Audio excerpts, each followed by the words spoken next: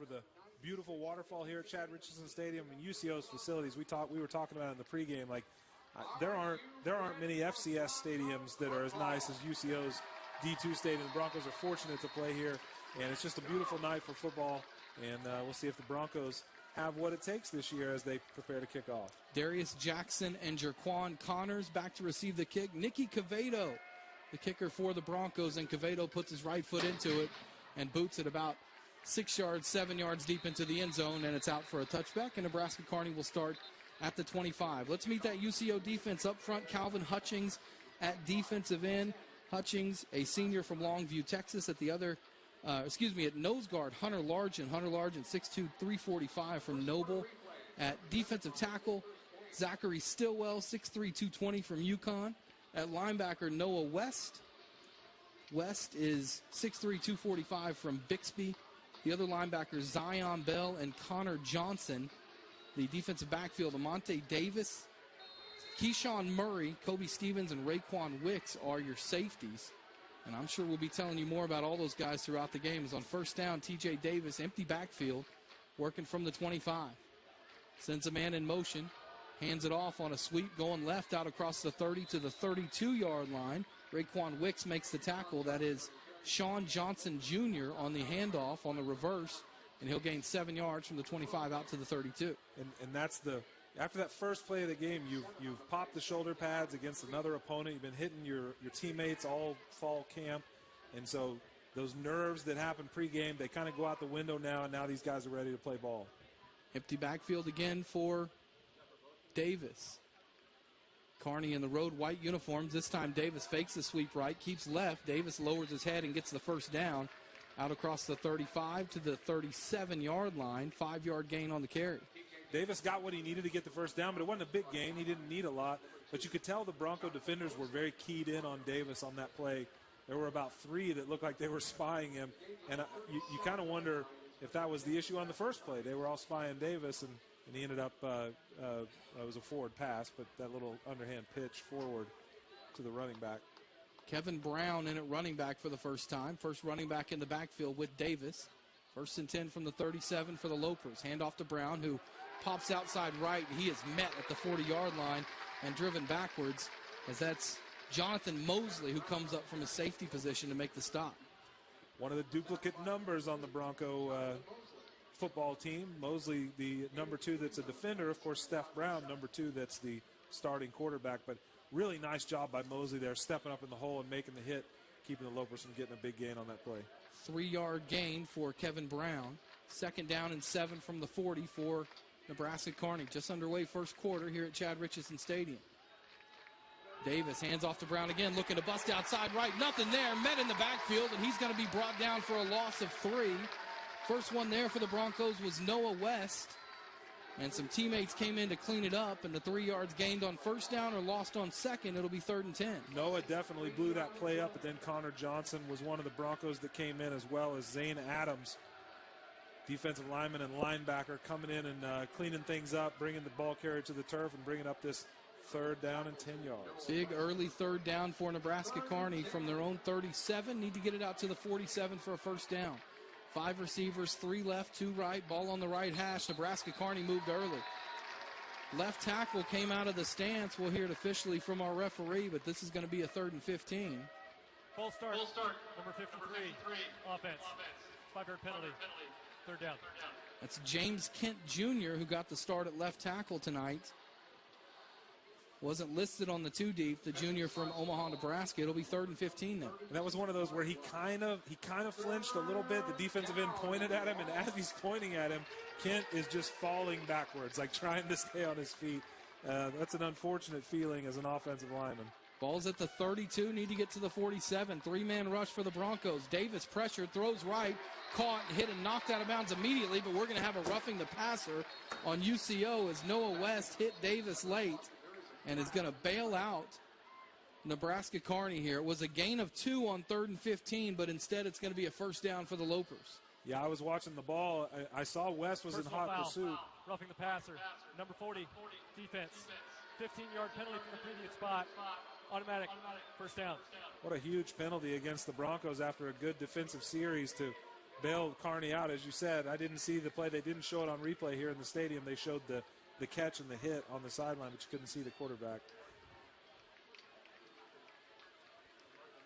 One of the things that Adam Dorrell mentioned at his weekly press conference this week is that he wanted his team to play smarter in big situations, and that's not a good start right there for the Broncos. 1st and 10 up at the 49. Davis sends Brown in motion. Empty backfield, fakes a pass to the flat left, keeps up the middle, has room, bounces outside at the 42, down to the 41. He got exactly 10 yards on the play, and it'll be another first down for the Lopers at the Bronco 41. Could have been a punt, and now the Lopers are down at the UCO 41. Yeah, just a bad sequence or turn of events there for UCO, but you got to play disciplined. Again, I didn't see the play. I would have liked to have seen a replay, but they protect those quarterbacks. You can't hit them after they throw the ball. 1st and 10 at the UCO 41 for Nebraska Kearney. 11 and a half minutes to go, first quarter, opening drive for the Lopers.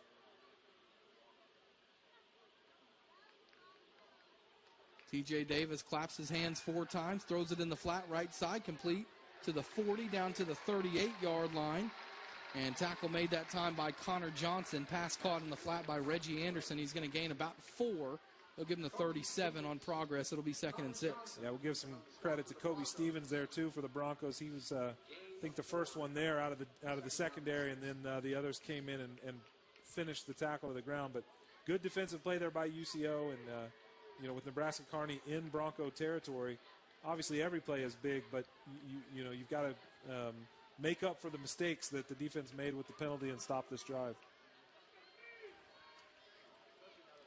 2nd down, 6, Nebraska Kearney at the 37, and we've got a timeout on the field. Nebraska Kearney will take a timeout, and we'll take it with them. 10:38 to go, first quarter.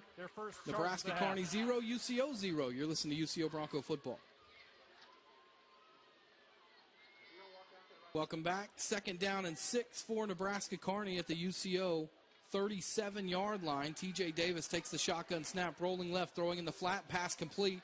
Evading a tackler is Brown across the 35, and he backs his way down to about the 34-yard line. Mark him just past the 35, so officially the ball will be at the 35, and it'll be a 3rd down and 4 for Nebraska Kearney. Pretty good pressure by that UCO defense right there. Davis is obviously a good player back there, made a nice throw, stayed under composure back in the pocket, but this is a big play for the defense. This is where you got to watch that hard count. 3rd and 4, just past the 35. Need to get it to the 31. Fake handoff to Brown. Davis keeps it right up the middle. He didn't get it. Big Hunter Largent got a hold of him with no helmet on his head and pulled him down after a gain of about 2. It'll be 4th down and 2 at the 33, and probably 4-down territory here for the Nebraska Kearney Lopers. Yeah, it just depends on how much confidence you have in your kicker, right? Be a 40 to 49-yard field goal from right there. So you're not going to punt this thing. And with the offense that Nebraska Kearney has and the playmaker that Davis is, why not? 4th and 2. Ball's just inside the 33. It needs to get down to the 31.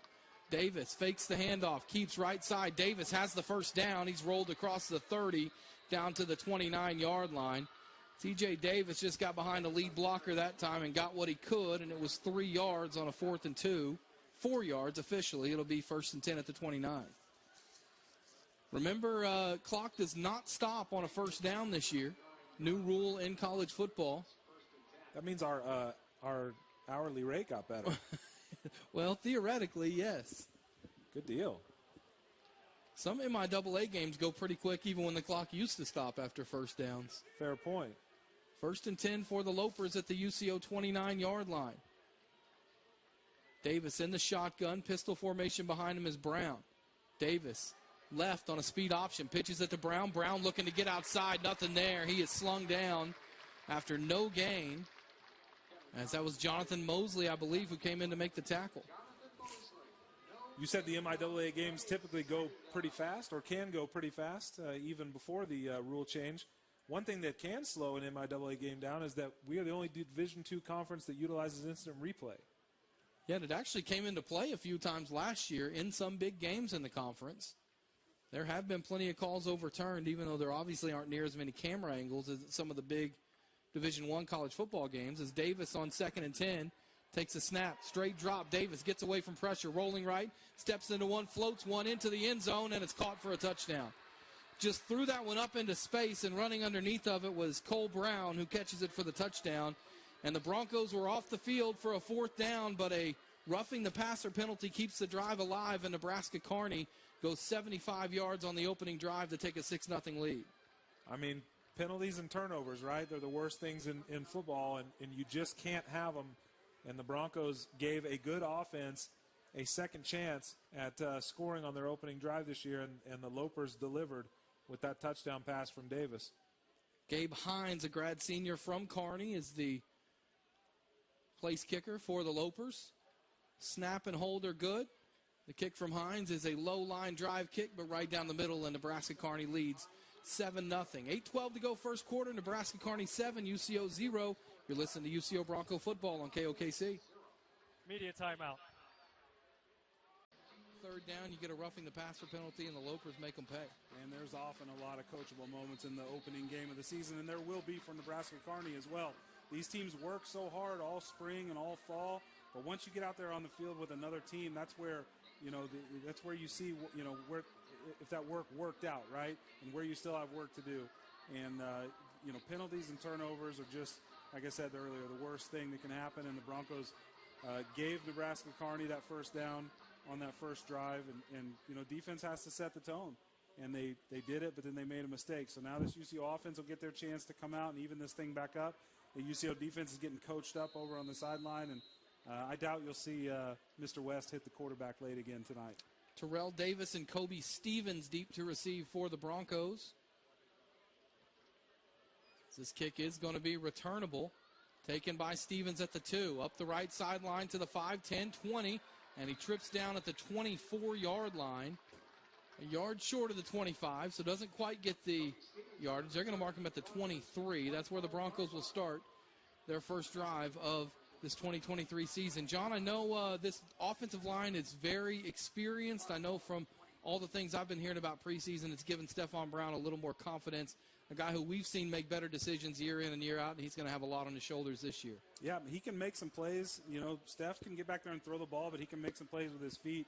And the more experience you have up front, obviously the better, and the Broncos have it. Steph Brown on 1st down, hands off to Trayvon Woolfolk right up the middle. Big hole across the 30 out to the 35-yard line. A 12-yard 1st down run, as that's Trayvon Woolfolk, the 6'1", 225-pound junior transfer from Fort Valley, Georgia, who was at NEO previously. That whole just 1st down. The thing just opened up on the left side big time. What a big run on the first play of the game for the Broncos. Good job by the left side of that offensive line. Empty backfield for Brown. On 1st and 10, Brown pitch pass underneath, out across the 35 to the 40, outside to the 44-yard line. That's Jalen Cottrell, who's wearing number 20 this year for the Broncos, as there's an injured Nebraska Kearney Loper on the play, who's down on the field and going to be attended to. Cottrell on what is basically a sweep run, but technically goes down as a pass. Will gain 9 yards on the pass from Steph Brown. The Loper injured on the play is Wayne Tay Kirby, the 6'3", 330-pound junior from Pocatello, Idaho. And you just hate to see that. You hope it's not serious for Kirby. I mean, these guys, they work so hard to get ready for football season, all off season, and that fall camp is so brutal. And then to come out in the first game on the second play of the defensive series to get hurt, you just hope it's not too serious for him, because I know, without knowing him at all, I know he's put in way too much work to have it be halted this way. Well, I do know one thing. As a big boy myself, he's 6'3", 330, and that workload's a little tougher when you're 330, for sure. No question about that. They are looking at his left leg. That's as much as I will speculate on anything. But good start for the Broncos offensively, John. 12 yards on 1st down on a run play, and on what's basically a run play. On the next 1st down, they go for 9, 2nd and 1 here. When we do come back from this injury, should have kind of that whole playbook open, right? Yeah, that second play is just how those quarterbacks pad their passing statistics these days, right? Because it goes down as a forward pass, but it's basically a pitch forward. But as Kirby is going to be helped off the field by the trainers there. 2 successful plays for the Broncos, and if they can keep marching down the field like this, we'll be in good shape. 7:18 to go first quarter. Broncos have it on their own 44-yard line. By the way, that Nebraska Kearney scoring drive, 12 plays, 75 yards, took 6:48 off the clock. As UCO now will have the ball 2nd down and 1 from their own 44-yard line. Broncos in all blue tonight, new uniforms, as Brown fakes a handoff and drops the pass for the first time. Steps out of pressure to his right, gets away from a man at the 45, has room at the 50, 45, and he slides down foot first at the 41-yard line. Steph Brown had one man on the edge. He got by him, and he carries the ball for 15 and a first down. Just out of the grasp with that defender, and a big play for the Broncos. 3 in a row now for UCO, as Steph Brown shows what he can do with his feet right there. He can throw the ball too, though, so Steph is going to be a threatening quarterback in the MIAA this year, especially if those big fellas up front give him time. 1st and 10 Broncos at the Kearney 41. Brown under center this time, has the fullback. Kearney, Woolfolk is the tailback. Handoff to Kearney, fullback dive right up the middle, and not much there. He got about a yard to the 40 as Nebraska Kearney sniffed that one out quickly. It'll be 2nd down and 9. If you're new to the program, the broadcast this year, here's a little thing we like to do so that you can talk to us during the game. You can email us here in the booth, ucoradio@gmail.com. Let us know where you're listening. If you're a UCO fan, if you're a Kearney fan, if you're just a fan of college football, ask us any questions. Whatever you want, we'll give you a shout-out. Shoot us an email. 2nd and 9 as quarterback run this time. Brown looking to bust outside left, and not a whole lot there. He got about 2 yards from the 40 up to the 38-yard line, as that was Keelan Felton that came in to make the tackle for the Lopers. It'll be a 3rd down and 7, and a big 3rd down here for the Broncos early on, maybe in 4-down territory, John. Yeah, the Broncos were kind of trucking through those first 3 plays, and then they try that fullback dive. It gets stuffed up. Try the little run to the left here. It doesn't go for much. So now we'll see what Coach Doral and company pull out of the playbook for 3rd down. But, yeah, maybe 4th down territory, Todd. We'll see what happens here on 3rd. 3rd down and 7 from the 38. Broncos need to get it to the 31. 5 receivers for Brown. Throws over the middle, complete to Cottrell. Looking to bounce it outside. He's got the first down inside the 30. He lowers his head and knocks a Loper to the ground as he goes out of bounds at the 27. Just a little crossing route over the middle. Cottrell caught that ball, needed about 5 more yards, and got it with his legs. 1st down Broncos. And I like that, Steph saw him, made the simple throw. I mean, I say simple. It wouldn't be simple for me, but simple for him to make that throw, and the Broncos execute that play to perfection. Nobody tried to do too much. 3rd and 7, and the Broncos got 11 there. And now Kearney's in as the personal protector. Andrew Kearney, the fullback for UCO, who's lined up against Nebraska Kearney, and we're going to have a false start on the Broncos here. False start, number 8, offense. 5-yard penalty, 1st down. That was Terrell Davis, the guilty party. Yeah, this is the only game of the year where you have to say Andrew Kearney the entire game. That's right, that's right. Otherwise, you confuse everyone who's listening. So now 1st and 15 for the Broncos at the 32. Brown has Andrew Kearney to his left.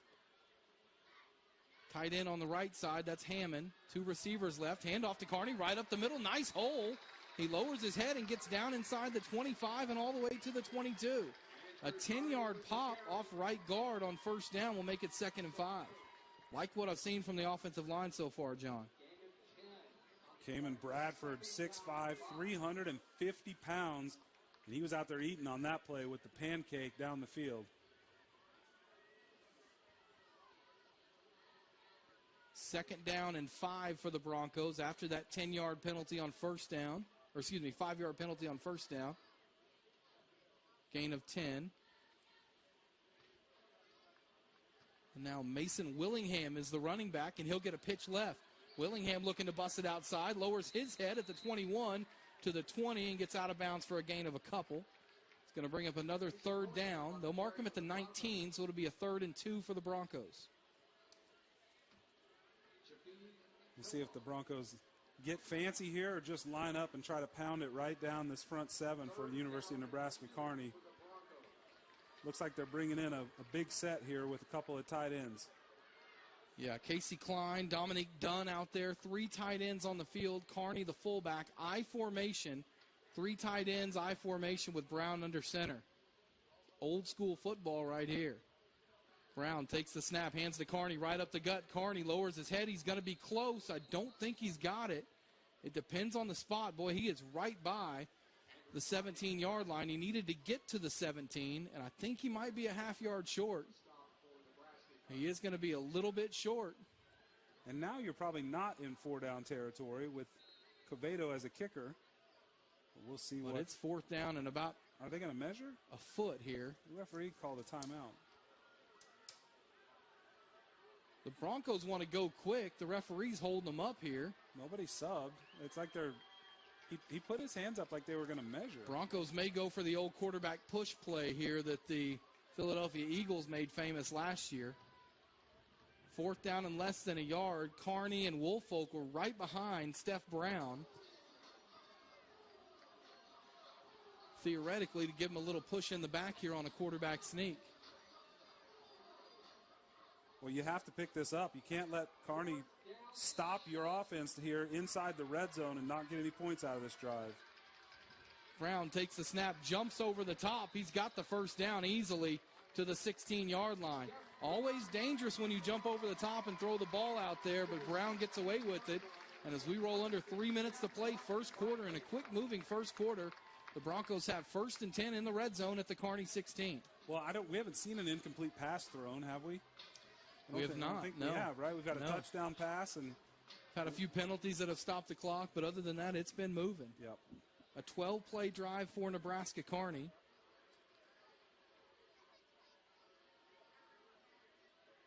And the Broncos currently 10 plays into this one as there's a handoff to Woolfolk on 1st down, a play designed to go off left guard. He bounces it back to the right, and he gets from the 16 down to the 13.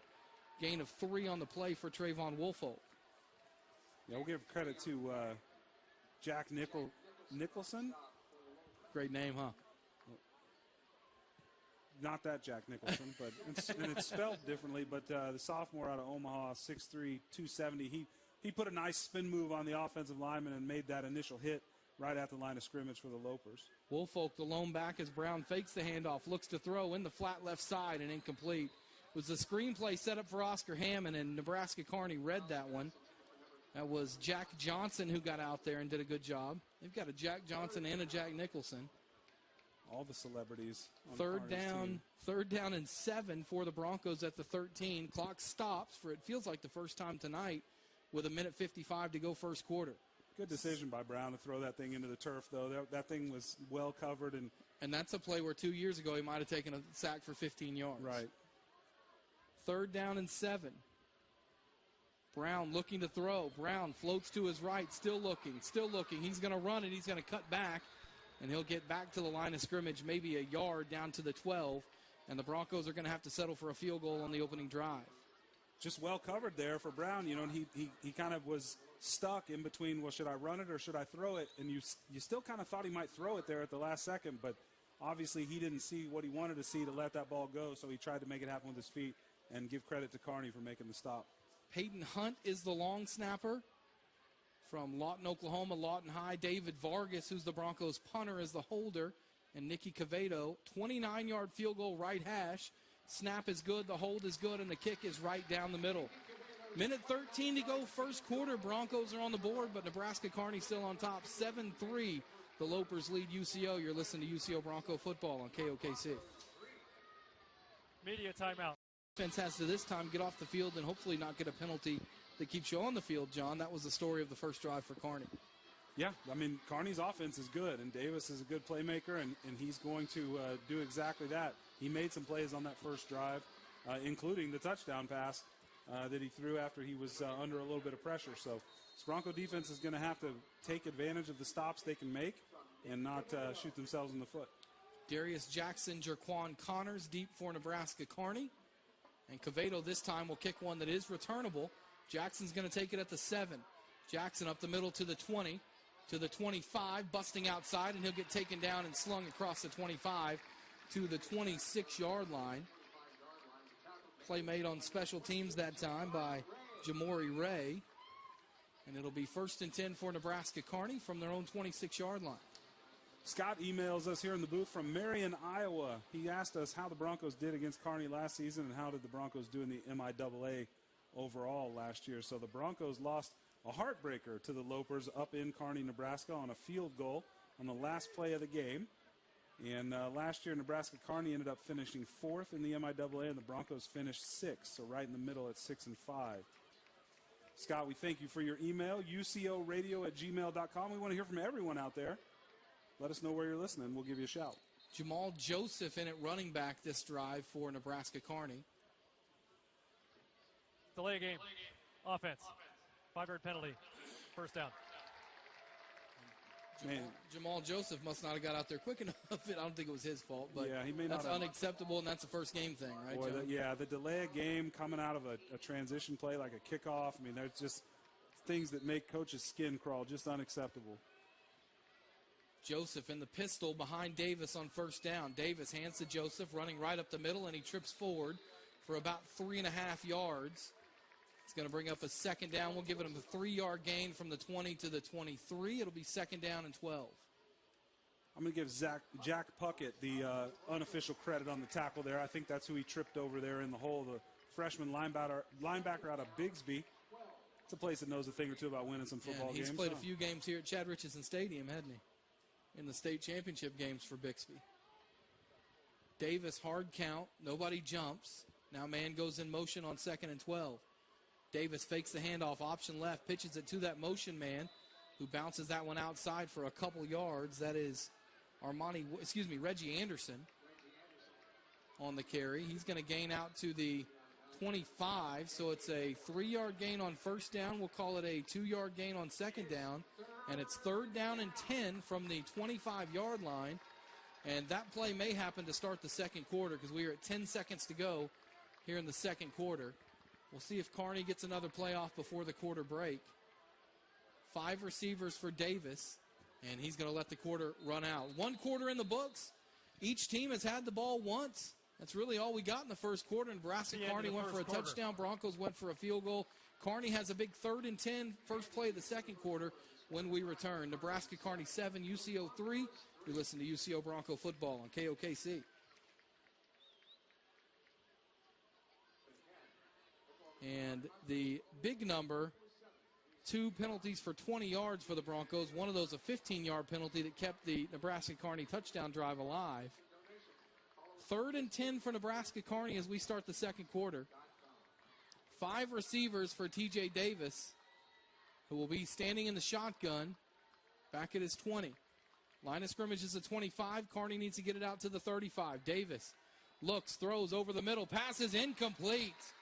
Tried to get it to Anderson, and it was well covered that time at the 35-yard line. Jonathan Mosley around it again. We've called his name a lot early on. It's 4th down, and we'll see our first punt of 2023 forced by the Bronco defense. Well, that's great news for the Broncos. The bad news for the Broncos that I noticed during the break is that after Jalen Cottrell put his shoulder down and tried to run over that defensive back on this sideline, he is on the bench with his pads off and his shoulder being iced down. And it is not a good look down there for wide receiver Jalen Cottrell. Punt team here for Nebraska Kearney. As the punt's away, it's a high, short, spiraling kick that's going to angle towards the Bronco sideline. This is not a very good kick. It's going to go out of bounds near midfield. The line of scrimmage was the 25. And it goes out of bounds at the Bronco 49. So it's a 26-yard kick with no return. And the Broncos will have 1st and 10, a yard short of midfield, with 14:48 to go in the first half, trailing Nebraska Kearney 7-3, John. You like what you see out of the UCO defense on that last drive. I mean, they executed well, defended the pass well, didn't have any penalties, right? Nebraska Kearney had the penalty on that one. They started the drive with a delay of game, which certainly didn't help things for the Lopers. And now you've given UCO a shorter field to work with, and we'll see what Steph Brown and company can do. Hunter Kraus, the punter there for Nebraska Kearney. We've got a media timeout on the field, but we're going to keep it right here, John. Want to remind you again, you can reach out to us, whether you're a Nebraska Kearney fan that's watching on the MIAA network tonight and listening to our broadcast, or you are a UCO fan who's listening on KOKC, or maybe you're watching on the MIAA network, wherever you're watching the game from, you can reach out to us. John, tell the people how they can get in touch with us and get a shout-out on the air tonight. UCOradio@gmail.com. Take that phone out of your pocket, open your mail app, type that address in, and then say whatever your heart desires. And believe me, we get some interesting stuff sometime. Like this email from our friend Chris Wheeler, who's back with us this season. He wanted to know if Nebraska Kearney's esports team is called the E-Lopers. It's a great question. Do they have esports there? I don't know. You know, Nebraska Kearney, seriously, it was one of the coolest things ever, was a part of that volleyball day in Nebraska that happened yesterday at Memorial Stadium in Lincoln. It was a really cool experience for Nebraska Kearney, who's one of the better teams in the best Division II volleyball conference, right? It's the MIAA and the Northern Sun kind of run D2 volleyball. That was a cool moment for them. Very cool. I got to say, it probably was hard from the top. Like, you and I, as we've gotten older, are binoculars at games guys now. You probably had to take some binocs to the volleyball game if you were sitting in section 400-something. Binoculars at games. I'm worried about reading this roster in the second half tonight. You're worried about duplicate numbers? Once the lights go down here.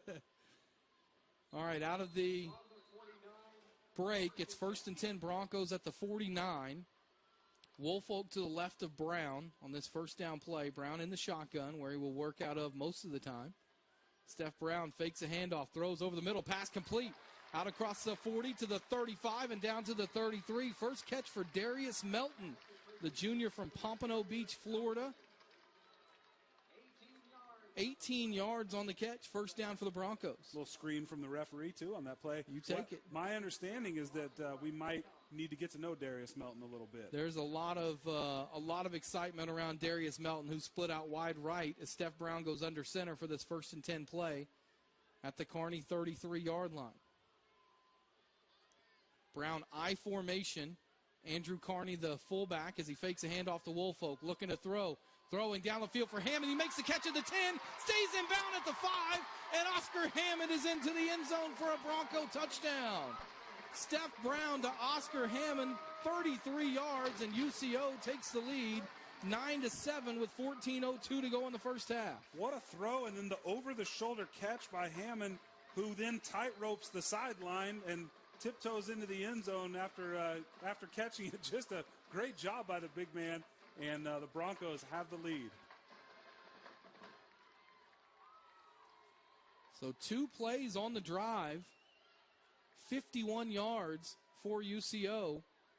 As Vargas will hold, as Quevedo looks to make this a 3-point game. Snap and hold are good. The kick is right down the middle, and if the net weren't there, it would have been square in the middle of that waterfall, and it's good. 10-7 UCO leads, 14:02 to go first half. You're listening to UCO Bronco football right here on KOKC. From Steph Brown to Oscar Hammond is the scoring play, and the Broncos lead this one by a score of 10-7. And John, aside from that 15-yard penalty, I mean, you look at the score right now, it's 10-7. It could very easily be 10-0 Broncos right now. It could, but it's not. It could. Yeah, it's not, and that's how, that's why we play the games. That's sports. But UCO has obviously taken the momentum in this contest. But with Davis coming back on the field at quarterback for the Lopers, it's a 10-7 game. I mean, you're only one play away from being back down. So this UCO defense, they got a little bit of rest. Now they got to come back out and operate as the ball falls off the tee, Charlie Brown style, as Quevedo tries to kick it off. I mean, it fell off right as he was about to kick it? Right before he kicked it. It's got to be hard, too, to pull back on that. Just like if you're in a golf swing and you're ready to hit it, if the ball moves, it's hard to stop yourself. Right.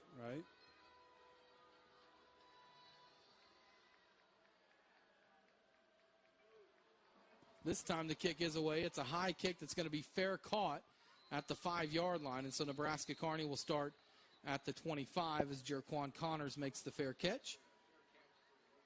Broncos on that last drive. 2 plays, 51 yards, an 18-yard pass from Steph Brown to Darius Melton, and then a 33-yard touchdown pass to Oscar Hammond. Oscar Hammond's a guy who really came on big last year at the end of the season, John, as a true freshman, someone that the Broncos are really excited about this year. Absolutely, and with good reason. He put it on display right there. Beautiful ball, beautiful catch, and and 6 points for the Broncos. 1st and 10, Kearney at the 25. Davis in the shotgun formation. Sends his running back in motion. Fakes a pass that way. Quarterback draw right up the middle, looking to bounce outside left, and he's wrestled down after a gain of about 2. It's Calvin Hutchings. Got him around the ankles and made the tackle. And the Harlan Hill finalist, T.J. Davis, couldn't break away in that one-on-one opportunity. That's a nice play in a little bit of space for Hutchings. The big guy, 6'4", 260 pounds, to just break down and look at, Davis's hips and see where he's going and then wrap him up around the legs. Really nice play by the big defensive lineman. 2nd down and 8 at the 27. Empty backfield for Davis, who takes the shotgun snap. Looking to throw, now rolls left. He'll keep it again, looking to bounce outside. This time breaks contain a little and gets out across the 30 to the 33-yard line. 2 yards short of the first down. Gains 6 on the play, and it'll be 3rd down and 2 for the Lopers at the Broncos, at their 33-yard line. We'll shout out J.C. Dulce Halley, if I got that right, and Aspen. Hopefully I got all those right. Those are some members of the UNK Lopers women's soccer team, Todd. Todd and I are both big fans of the beautiful game. Love the beautiful game. And the Lopers soccer team will host UCO October 6th. And we'll probably talk a little UCO soccer at halftime. Davis in the gun on 3rd down and 2. Hands off right up the middle, met in the backfield, hit and dropped. As the handoff that time went to Demarius Hosey, and he was taken to the turf after no gain. It'll be 4th down. An absolute wall he ran into there in that UCO defensive front on what was, on the first drive of the game, probably an easily convertible 3rd down, but the Bronco defense has shored up a little bit, puts the stop on the Lopers right there, and they're going to force the second punt of the game out of Nebraska Kearney. Marlo Hughes, the first one there, and coming in to clean that thing up was Reed Lindsay for the Broncos. 4th down now. Punt team for Kearney is out there. This time, a better kick, a low end-over-end kick that takes a big Kearney bounce inside the 15. This is going to go all the way down inside the 10 to the 7-yard line. That's a really good punt. 64 yards on the punt. Yeah, that was just an unfortunate kind of situation for the Broncos because it was way too short to run up and catch, but by the time it hit the turf and bounced, it was there were too many defenders in place for the Broncos to scoop it up and stop it from rolling. Correction, 60 yards on the punt from the 33 down to the 7. And that punt will give the Broncos 1st and 10 at their own 7-yard line. 11:57 to go first half. Broncos lead by a score of 10-7. John, I love the new advertising ribbons, the new scoreboard ribbons on the Sports Performance Center this year. First class. This place looks better and better every year. At some point, it's going to get hard to do, but they keep outdoing themselves. It's on 1st down. Here's a handoff to Woolfolk from Brown off right guard. A nice gain. Gets hit at the 10 and carries it out to the 12. You'll take a 5-yard run on 1st down. 100% of the time, man. There's a lot of beef on the right side of that offensive line. Cooper McCoy, 6'4", 310, and came on Bradford, 6'5", 350 pounds. So we got about 660 over there on the right side trying to make holes, and they did right there. Yeah, Big Cayman's a guy they're excited about, the Broncos. At right guard for them tonight is 2nd down and 5 from the 12. Brown hands to Woolfolk again. This time bounces outside left. Had a little bit of room, but it closed down quickly. He's going to gain 4 up to the 16-yard line. Tackled that time by Trey O'Gwen. It's going to be a 3rd down and 1 for the Broncos at the 16. I want to say what's up to our friend Eric and his daughter Perry. They're listening down in San Antonio. Eric, I know, is a UTSA fan, and we can draw the connection because one of my teammates here at UCO is the defensive secondary coach at UTSA, Jess Lepp. So we are UTSA fans as well because of Jess, and we're fans of Eric and Perry as well. We're glad they reached out to us tonight here in the booth. 3rd and 1, Broncos under center. And that quarterback sneak formation as Brown's going to keep it over left side. Ball came loose. Looked like the ball came loose in the pile. And Brown got back on top of it, and it's a 1st down. That ball definitely came out for a second. And Steph Brown, I bet Steph Brown is going to say, no, I never dropped the ball. But I promise you through the binoculars, that ball came out for a minute. Broncos avert disaster and have 1st down and 10 at the 18-yard line on the gain of 2. You can always get coached up a little more the coach can be a little angrier at you in film session when you recover the ball, right? Right. It doesn't feel quite as bad, and so the coach can really give you some pointers when you're watching film. Brown in the shotgun, empty backfield, looking to throw, steps up, throws to Hammond, complete over the middle, 30, 35, stiff arms the tackler and gets out to the 40-yard line. 22 yards on the quick strike over the middle to Oscar Hammond, who's up to 55 yards receiving now. 1st and 10 Broncos at the 40. Beautiful throw by Steph. Got one coming off the field for a helmet, looked like. Montrell Lee, offensive lineman, so we'll have a backup in there for this play.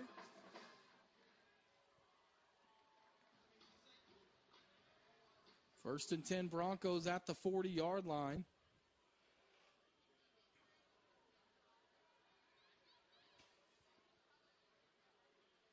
Brown has Andrew Kearney to his right. Brown looking, throwing right side, complete. Jacob Delso, 45, lowers his head, gets out to the 49, 9 yards on first down for Jacob Delso, the junior from Okmulgee. It'll be 2nd and 1.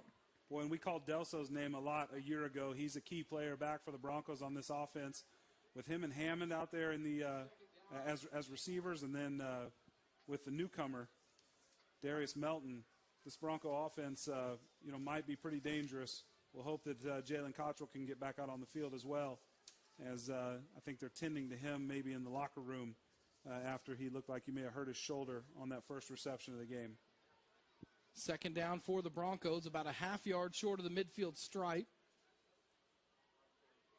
Brown dropping on a play action to throw, goes deep for Hammond, floats it up and a little too far for Oscar Hammond, who couldn't make the grab. Hammond kind of slipped in the route that time. And so now it's going to be 3rd down and less than a yard, and we'll see if the Broncos try this quarterback push play again. I love the play call, though, right there. It's 2nd and short. It's low risk to throw the ball down the field and try and get a big play, because now you still have 3rd down to try and convert, and you're only 6 inches away. This Bronco offensive line has shown that they can move the ball when they need to, and Steph's liable to just jump over all of them anyway. Brown under center on 3rd down and less than a yard. Hands it to Kearney on the fullback dive. Kearney's got the first down and more, all the way down inside the 45 to the 44. Off right guard, he followed Big Cayman that time and got 6 yards for the first down. In fact, we'll give him 7 yards officially. Good job again by the right side of that offensive line. Just, they're kind of wearing this Kearney defensive line down a little bit. Starting to open those holes up a little bigger. That's what happens, especially in these first games when you're not quite played into shape. The team with the momentum tends to wear the team that doesn't have the momentum out a little bit. It's easier to get tired when you're, not feeling great about what's going on the field. 1st and 10 Broncos at the 44 in Kearney territory. And we've got a timeout on the field. We'll take it with them. 7:53 to go. First half, 10-7. Broncos lead Nebraska Kearney. UCO Bronco football is on KOKC. The timeout, 1st and 10 for the Broncos on the 44-yard line in Nebraska Kearney territory. Steph Brown under center. Hands it to Woolfolk, running left, looking to bounce it outside. He does to the 40, lowers his head at the 37 and out of bounds near the 35-yard line for Trayvon Woolfolk. Trayvon's quick, man. He's got quick legs. I know there's a lot of excitement about him coming out of the backfield this year for the Broncos, and he couldn't even slow down right there. When he got to the down marker, he ran right through it. Might have damaged it over there on the Nebraska Kearney sideline.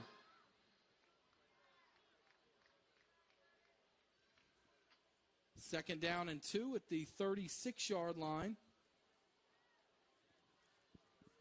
in Kearney territory now. As Brown takes the snap, fakes the handoff, throws down the field. That pass is overthrown and incomplete. Intended down there that time for Christian Romero. Boy, the thing I liked about that, though, is that Steph hung in there till the last second, stayed composed, knew he was going to take a hit, made a pretty nice throw. It was just out of the reach of the wide receiver, but Steph didn't panic and try to make a play with his feet and run where there really wasn't anywhere to run. He stayed in there and like a mature, quarterback that he is, and threw that ball down the field. 3rd down for the Broncos and 2 at the 36-yard line. I formation.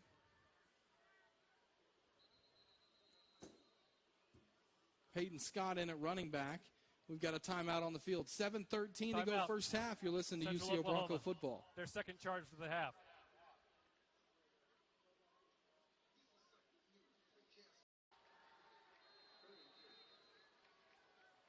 Third down and 2 for the Broncos. It's a handoff to Kearney up the middle, and he's got the first down. He got the 2 yards from the 36 down to the 34.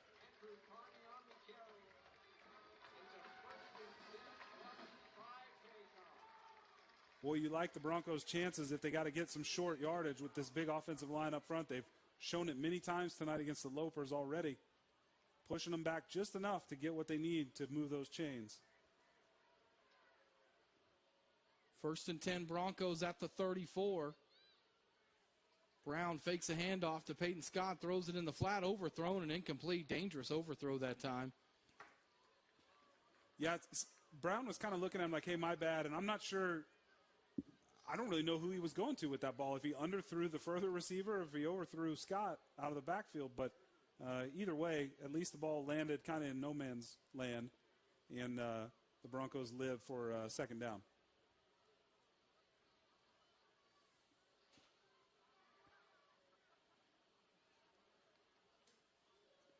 Second down and 10 from the 34-yard line, and the Broncos move too soon.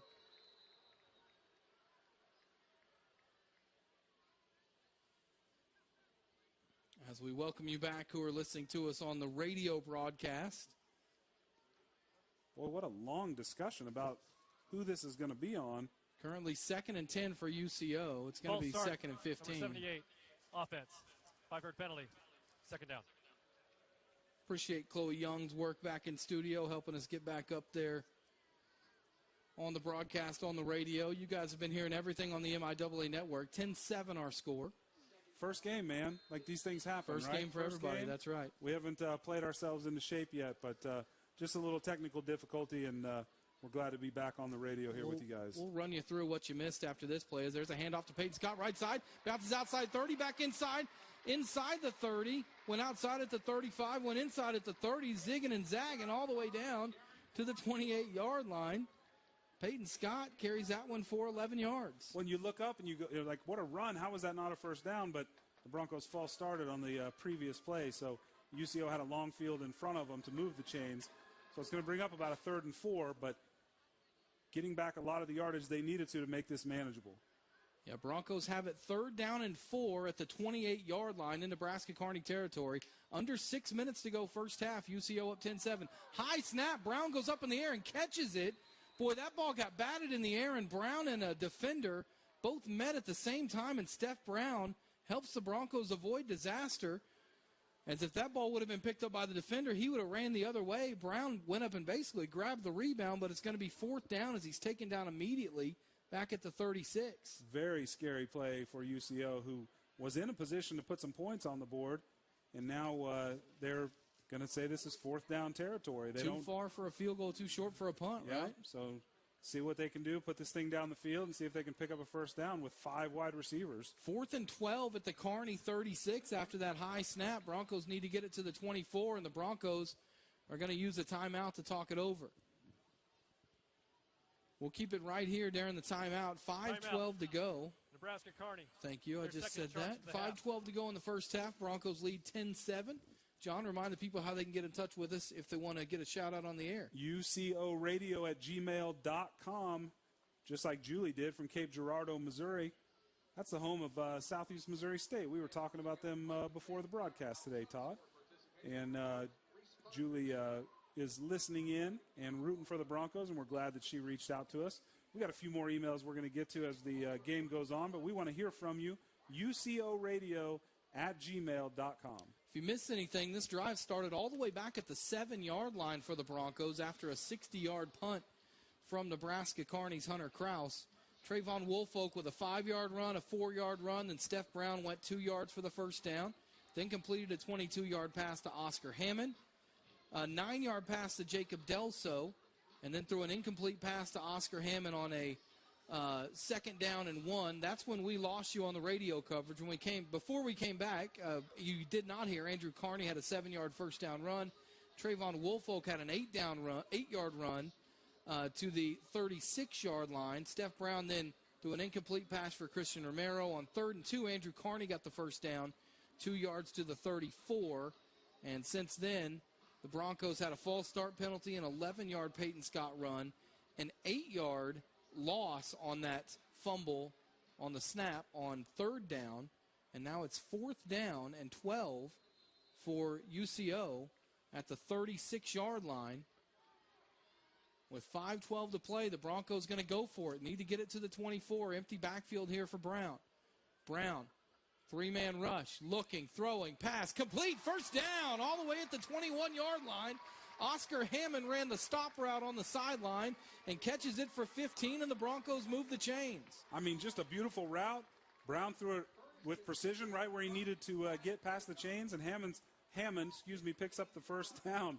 And the Broncos, a couple of errors by offensive linemen almost thwarted that drive, right? A false start and then an errant snap on 3rd down. So the offensive linemen are happy that they moved the chains, and now let's see if they can punch it in the end zone. 1st and 10 Broncos at the 21. Brown, quarterback run, left side, bounces off a tackler at the 20, still on his feet somehow, and he rolls forward to about the 18-yard line. He spun around that time, did a full 360, and he ended up thankfully going back the right way for 3 yards for the Broncos. That looked like a PlayStation 1 glitch. You know what I mean? Or you didn't know how to quite control him because Brown spun the wrong direction and then just kind of ran right into 2 linemen, and then he tried to run through them like twice. It just looked like a video game glitch, but I think Brown just got a little bit turned around there. We'll call it a 2-yard gain to the 19. 2nd and 8, Brown under center. Hands to Woolfolk, stretch right, getting outside at the 15, at the 10, lowers his head at the 5, through the tackle, and into the end zone. Trayvon Woolfolk adds to the Broncos' lead with 4:01 to go on a 19-yard touchdown run. It's 16-7 UCO. And if you haven't celebrated a touchdown in front of a waterfall, have you ever played football? Like, what a beautiful setting here at Chad Richardson Stadium and the south end zone, where UCO just put the ball in underneath the beautiful new scoreboard and the waterfall. You couldn't ask for anything better. And also, the touchdown. Fear the falls, baby. Nicky Quevedo on for the extra point. Snap is good. The hold is good. The kick is away, and it is good. 4:01 to go, first half. Broncos up by 2 scores. 17 unanswered for UCO. They lead Nebraska Kearney 17-7. You're listening to UCO Bronco football on KOKC. Welcome back to Chad Richardson Stadium. Broncos 17-7 lead as Nicky Quevedo kicks this one away. This one's going to head into the end zone for a touchback, and Kearney will take over at the 25-yard line. John, I heard a visceral reaction from you. What happened? Did you see it? I did not. No, I was looking down at the stats. What did I miss? Sometimes a player on the kick return team will maybe not give it their full effort when the ball's going into the end zone, but the player on the kickoff team is giving it their full effort. And then the player on the kickoff return team ends up with stains on the back of their jersey. So Bronco defender put a big hit on a Nebraska Kearney blocker. And, on a touchback, those are the kind of things that all the team gets fired up about and celebrates, right? I mean, there's nothing else going on, so. 1st and 10 from the 25. We'll recap that Broncos touchdown drive after this first down play. Davis, confusion in the backfield. Davis, though, finds a man open on the wheel route right side, and that one's caught out across the 35-yard line to the 37-yard line. Pass complete to Severin Foster for a first down, 11-yard gain up to the 36. Is Nebraska Kearney like evil genius enough to have made that play on purpose that way? Like that play looked like it was a disaster at the beginning for Davis, but then he just kind of calmly throws the ball to the Nebraska Kearney sideline and has a receiver wide open. How about that touchdown drive for the Broncos, John? 16 plays, 93 yards, 19 yards Woolfolk on the touchdown as Davis on first down throws it in the left flat. That pass is complete. Amonte Davis makes the tackle, but Severin Foster catches it from the 36 up to the 41 for a 5-yard gain. He's pushed out of bounds. It'll be 2nd and 5. I remember calling Severin Foster's name a lot last year when we were in Kearney, Nebraska. He's a grad student 6'1", listed at 1,210 pounds on this roster. I think that's probably not accurate. That would, especially as quick as he is. He's got good moves for a 1,200-pound guy. 2nd down and 5 from the 41 for Nebraska Kearney. Davis in the gun. Broncos showing blitz. Broncos do blitz. Davis keeps it right side. Davis steps forward, gets hit at the 42, and rolls forward to the 45-yard line. First one there for UCO was Jamori Ray. It's going to be a gain of 4. It'll be 3rd down and 1 for Nebraska Kearney, who looks to go quick. Davis under center. Davis took the snap before the center judge had gotten out of the way. I think that's a penalty. I think it should be. I mean, if it's not, right? I mean, that's not very safe for the official in there. There is no play, as the offense was in substitution mechanics, and they must be allowed to substitute for the defense. Well, then it should be a Therefore, false start, right? Replay 3rd down. Yeah, I honestly don't know. I don't think I've ever seen that happen before, Me neither. Todd. I'm not sure what the rule is. Obviously, the officials are not penalizing Nebraska Kearney, so it's just it didn't happen. Kearney wanted to go fast for obvious reasons. They wanted to get to the line quick and try to gain the yard, but they were substituting. So to me, that should have been a false start. But they'll get another go of it, 3rd down and 1. Davis under center. Davis hands off to the fullback. He's hitting the backfield. He's not going to get there. He's pulled back at the 45-yard line for no gain, and it's going to be 4th down as Kobe Stevens, among others, comes up to make the play. They had Tamikis Napier by his jersey, by the back of his helmet, I think even by his braids there, and stopped him from getting the first. But Kearney's going to line up like they're going to go for it here on 4th. 4th and less than a yard. Davis keeps it pushed backwards. The line is not moving. He didn't get it. He did not get it. He didn't get it. The Broncos get the stop on 4th down and less than a yard at the 45-yard line, and UCO will take over on downs with 2:07 to go in the first half. Absolutely no movement of that UCO defensive front. No movement. That offensive line moved them not at all. And that is frustrating for that unit up front for the Lopers, but it's such a huge victory for that Bronco defensive front. And there was nowhere for Davis to go. He was literally stuck behind a wall, and he couldn't move. And by the time the Broncos got to him, it was too late. 1st and 10, UCO at the Nebraska Kearney 45-yard line with 2:07 to go in the first half. Broncos get the ball coming out of the halftime break as well. Chance for a big score here. Brown, hands off, left side. That's Kearney at the 40, bounces outside at the 36-yard line. He's finally taken down, but not before he gains 9 yards. Clock moves under 2 minutes to go as the Broncos have a little pep in their step between plays here. Kind of thought as Brown was going back to hand that ball off, I kind of thought he might be going play action, go long. That was almost like a turnover, right? And you sometimes see those big plays after turnovers. 2nd and 1. Brown will throw this time. Floats one over the middle, incomplete. Knocked down, intended that time for Malachi Gatewood. It's going to be 3rd down and 1. Well defended that time by Nebraska Kearney. Yeah, that was Zach Schlager. And that really was well defended. I don't know if that's the throw that Steph, if he could go back and do it again, really wanted to make right there, because that would have been a really tough one to complete. So 3rd and 1 for the Broncos now after they get the 3rd and 1 and then 4th and 1 stop. At the 45, UCO now with the 3rd and 1 of their own at the Kearney 36. Andrew Kearney is the tailback for the Broncos. Steph Brown hands it to Kearney, right side, cuts up the middle at the 35, lowers his shoulder and carries a tackler all the way down to the 30-yard line. That was Joko Willis, who basically was tackled on that play, but we'll get credit for the tackle on a 5-yard run. 6-yard run, excuse me. Broncos going quick. Nebraska Kearney's got 12 on the field. Brown looking to throw. There's no flag down. Brown throws, pass complete to Oscar Hammond. He took a big hit and held on at the 16. Should have been a free play. There is a flag now. I see it back at the 3-yard line. This is going to be for 12 men on the field for Kearney, and the Broncos are going to decline this and take the first down play. They had a free play there. There is no foul for illegal substitution. It was the 11th man that came on the field prior to the snap. First so basically, Kearney had 10 on the field, I think, if someone ran off. Some confusion for the Lopers there, and the Broncos have 1st and 10 at the 16-yard line now. This running clock after first downs is making the reading of the emails more difficult this year, Todd. We got a lot of them to get to. Minute 21 to go first half. Brown hands to Andrew Kearney, right side. Kearney looking to bounce outside, gets it down to the 11. There's a flag down back at the 15, probably going to be on the Broncos for a hold here on the edge. We'll wait for the referee to tell us. We haven't seen a holding penalty tonight.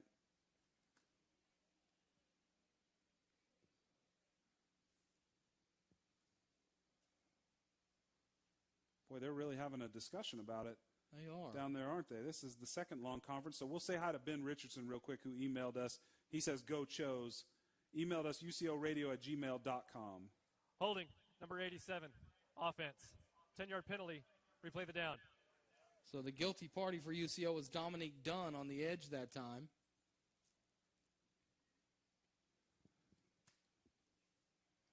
And those things certainly kill the momentum of a drive where the Broncos were, going fast and furious towards the end zone, but not just a killer of a foul, right? I mean, the Broncos are still inside the 25-yard line here with a little over a minute to go. First down at the 24. Brown fakes a pass to the left flat, looking, no one to throw it to. Brown steps up, trying to make something out of nothing, and he's not able to get back to the line of scrimmage. He'll go down at the 26-yard line. Loss of 2, clock running with 52 seconds to go, and the Broncos are going to use a timeout. We'll take it with them. 50 seconds to go first half, 17-7, UCO with the lead. You're listening to UCO Bronco football on KOKC. Out of the halftime break, after winning the toss and deferring, they did put a couple seconds back on the clock. I think Adam Dorrell's talking to the officials. He thought he had a timeout called, I think, with about 56 or 7 on the clock there. I mean, he was walking out on the field well before they stopped the clock, so I think he did probably make that call, but the officials didn't recognize it. Second down as Brown looks to throw. Brown steps up over the middle, pass incomplete. Tried to get it to Hammond. Hammond points at his chest. I think he broke off his route that time, and it's a little bit wide of him. It'll be third down. And now, John, you got to think about maybe just giving yourself something to get in good field goal range here. You certainly don't want to lose yardage on this third down from the 26. Yeah, it's a 42-yard field goal at the moment. So if you can pick up a little bit of yardage here and give Quevedo a little easier shot at it, then great. But, yeah, you don't want to do anything silly. Third down and 20 from the 26. Brown in the shotgun, 4-man rush, throws left side, pass complete to the 15 and out of bounds at the 13-yard line. First catch of the year for Terrell Davis. And it's going to be fourth down for the Broncos at the 13, and UCO with 41 seconds to go. Remember, the clock does stop in the last 2 minutes of the half. So the clock is stopped with 41 seconds left, and the Broncos will try a 30-yard field goal from the left hash. And they did exactly what they wanted to do on that play. I mean, besides score a touchdown, obviously, but that was going to be a tall order with the field position they had, as Nebraska Kearney's going to try to ice the kicker here. We'll keep it right here during the timeout. Timeout. Nicky Quevedo kicked the 29-yarder from the right hash in the first quarter to bring the score to 7-3. The Broncos have scored a couple touchdowns here in the second quarter. 17 unanswered since Nebraska Kearney took the opening drive. 75 yards. UCO outgaining the Lopers 248-98. This is a game that, aside from that penalty-aided touchdown drive for the Lopers, the Broncos, you got to think, especially if you can get a field goal here, John, and keep Nebraska Kearney off the scoreboard, you go up 20-7 at halftime. You got to feel really good about how you played in this first half overall. Really good. And besides that, big penalty on the first defensive drive of the game, this defense has really controlled the line of scrimmage against Nebraska Kearney, which is, what we knew it was going to take to be in the situation we're in right now, which is up by 10 points. Want to say hi to Alicia, Bailey, and Anna. They say they're cheering from Kearney, Nebraska. Go Lopes. We're equal opportunity email readers here at UCO, so we don't mind shouting out the Loper fans. We're glad you're with us tonight. We're glad we can bring you the action, and we're glad that it's college football season again. So a 30-yard field goal for Nicky Quevedo. David Vargas will hold. Peyton Hunt is the long snapper. From the left hash, hold is good. The kick is away, and the kick is no good. He missed it. It looked like wide left on that one, and the Broncos, wide right on that one, and the Broncos will not get any points on the board after that fourth down stop. 37 seconds to go first half. 17-7, UCO still with the lead. And now Nebraska Kearney, who Still has, I believe, 2 timeouts left. We'll maybe try to do something here at the end of the half. How would you play this one here, John, if you're Kearney? Yeah, it's probably good news for Kearney that I'm not a coach. But, I mean, I would, on the road, first game of the season, you know, I might try to do something funky right here and get some speed out on the edge and try to put the ball down the field. I mean, they're down by 10. They haven't had a lot of success besides that first drive. But you got to throw it. Obviously, if you're gonna do that, you got to throw it in a place where nobody in the dark blue jerseys is going to catch it. Makes it a lot easier when you got a 2-time Harlan Hill finalist at quarterback in T.J. Davis, who's in the shotgun on first down for Kearney from their own 20. Davis, straight drop, looking to throw. Davis has time. Davis now steps up, steps to his left, pressured from behind, throws, has a man. It is caught up at the 4. No, incomplete. Incomplete, as it was intended that time for Zorian Stanton. And so the pass is incomplete. It was right in front of us on the sideline. I thought he got 1 foot down. We'll look at the replay here on the new video monitor here. As Zorian Stanton was not able to get a foot down. It's a good call. His heel hit on the chalk. And so it'll be 2nd down and 10 from the 20. 27 seconds to go here for Nebraska Kearney. Say hi to Cody Bernecki. He's got a relative on the team, freshman offensive lineman Cameron Bernecki out of Texas. Brannicky. Brannicky. Because it's like Chris Brannick with a Y. He'll remind you that. There's a handoff on 2nd down. Speaking of Chris Brannick, UCO Sports Information Director, he's going to be our halftime guest. John will talk to him about all things UCO athletics. Jamal Joseph on that carry. Gains 7 up to the 27 as Nebraska Kearney, it looks like, is going to head this one into the halftime break as the clock rolls at 5, at 4, at 3. Davis wants to get a snap off before halftime and does. Davis looking to throw. Pressured. Gets away from 1. Now back to his right. Pressured again. Steps up. Davis going to run with it. He'll get to the 30. He'll be knocked down at about the 32-yard line, and that's how the first half will end. So the Broncos gave up a touchdown on the opening drive to Nebraska Kearney, but 17 unanswered. It's the end of the Broncos second have the lead and will have the ball when we start the second half here at Chad Richardson Stadium. Halftime score, UCO 17, Nebraska Kearney 7. I'm Todd Lisenby, John Fitzgerald with me in studio, or in the booth tonight. I guess we're in technically a studio here, I mean, right? this is our studio, Todd. In studio producing is Chloe Young. Coming up at halftime, we'll talk to UCO Sports Information Director Chris Brannick. That's coming up next. You're listening to UCO Bronco Football on KOKC. Nebraska Kearney. Yeah, so far so good, but, there's 2 halves to every football game, and the Broncos are going to have to come out, keep their foot on the gas pedal, and play good, smart, sound football. And Nebraska Kearney made some adjustments at halftime too, so we'll see what the Lopers come out and attack the Broncos with defensively, as UCO will start with the ball this half. Kobe Stevens, Terrell Davis deep to receive for the Broncos. Oklahoma high school prep kids. Davis from Choctaw. Kobe Stevens from Wewoka. And this one's headed in the directions of Stevens, who takes it 3 yards deep. He's going to bring it out of the end zone. Out to the 10. To the 15, and he spun around at the 16. He'll go down at the 17-yard line. And the Broncos will have the ball there at the 17-yard line. 14:52 to go, third quarter, first possession of the second half.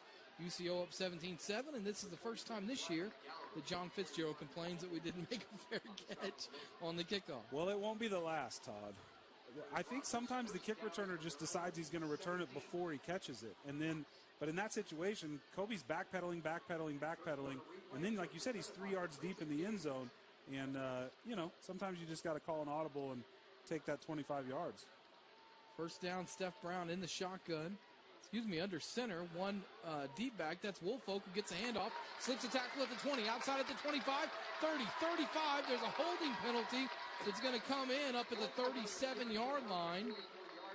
It's going to be a first down. Even with that penalty, it's going to be a first down, but it's going to erase what was about a 25-yard run, as I believe they're going to get Christian Romero on the edge for a hold. 13. Offense. Number 13 is Christian Romero. Foul.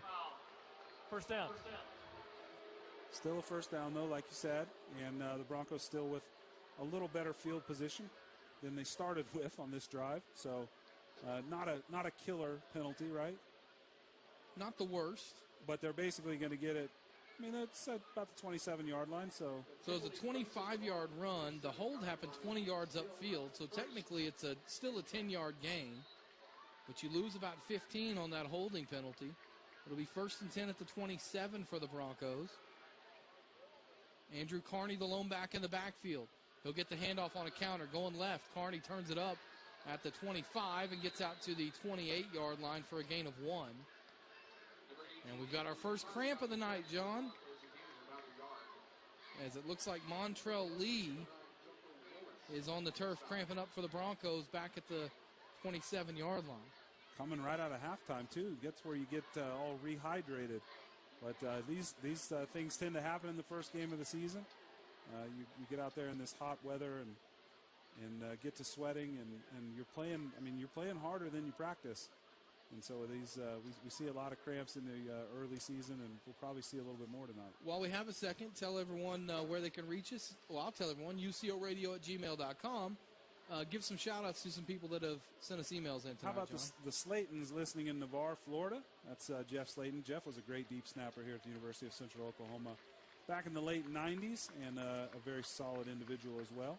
And he typically checks in with us during the season. How about Casey Klein's big sister, brother, brother-in-law, uncles, and a brand-new 8-week-old niece, baby Sophie, watching the game tonight from California. They say go Casey, and we echo that, and we're glad that the Klein family and relatives emailed us here at ucoradio@gmail.com. We've got a lot more to get to. I assume we're going to have a lot more as you continue to send them in to us tonight. We'll shout out every last one of them if we get the opportunity, so keep them coming.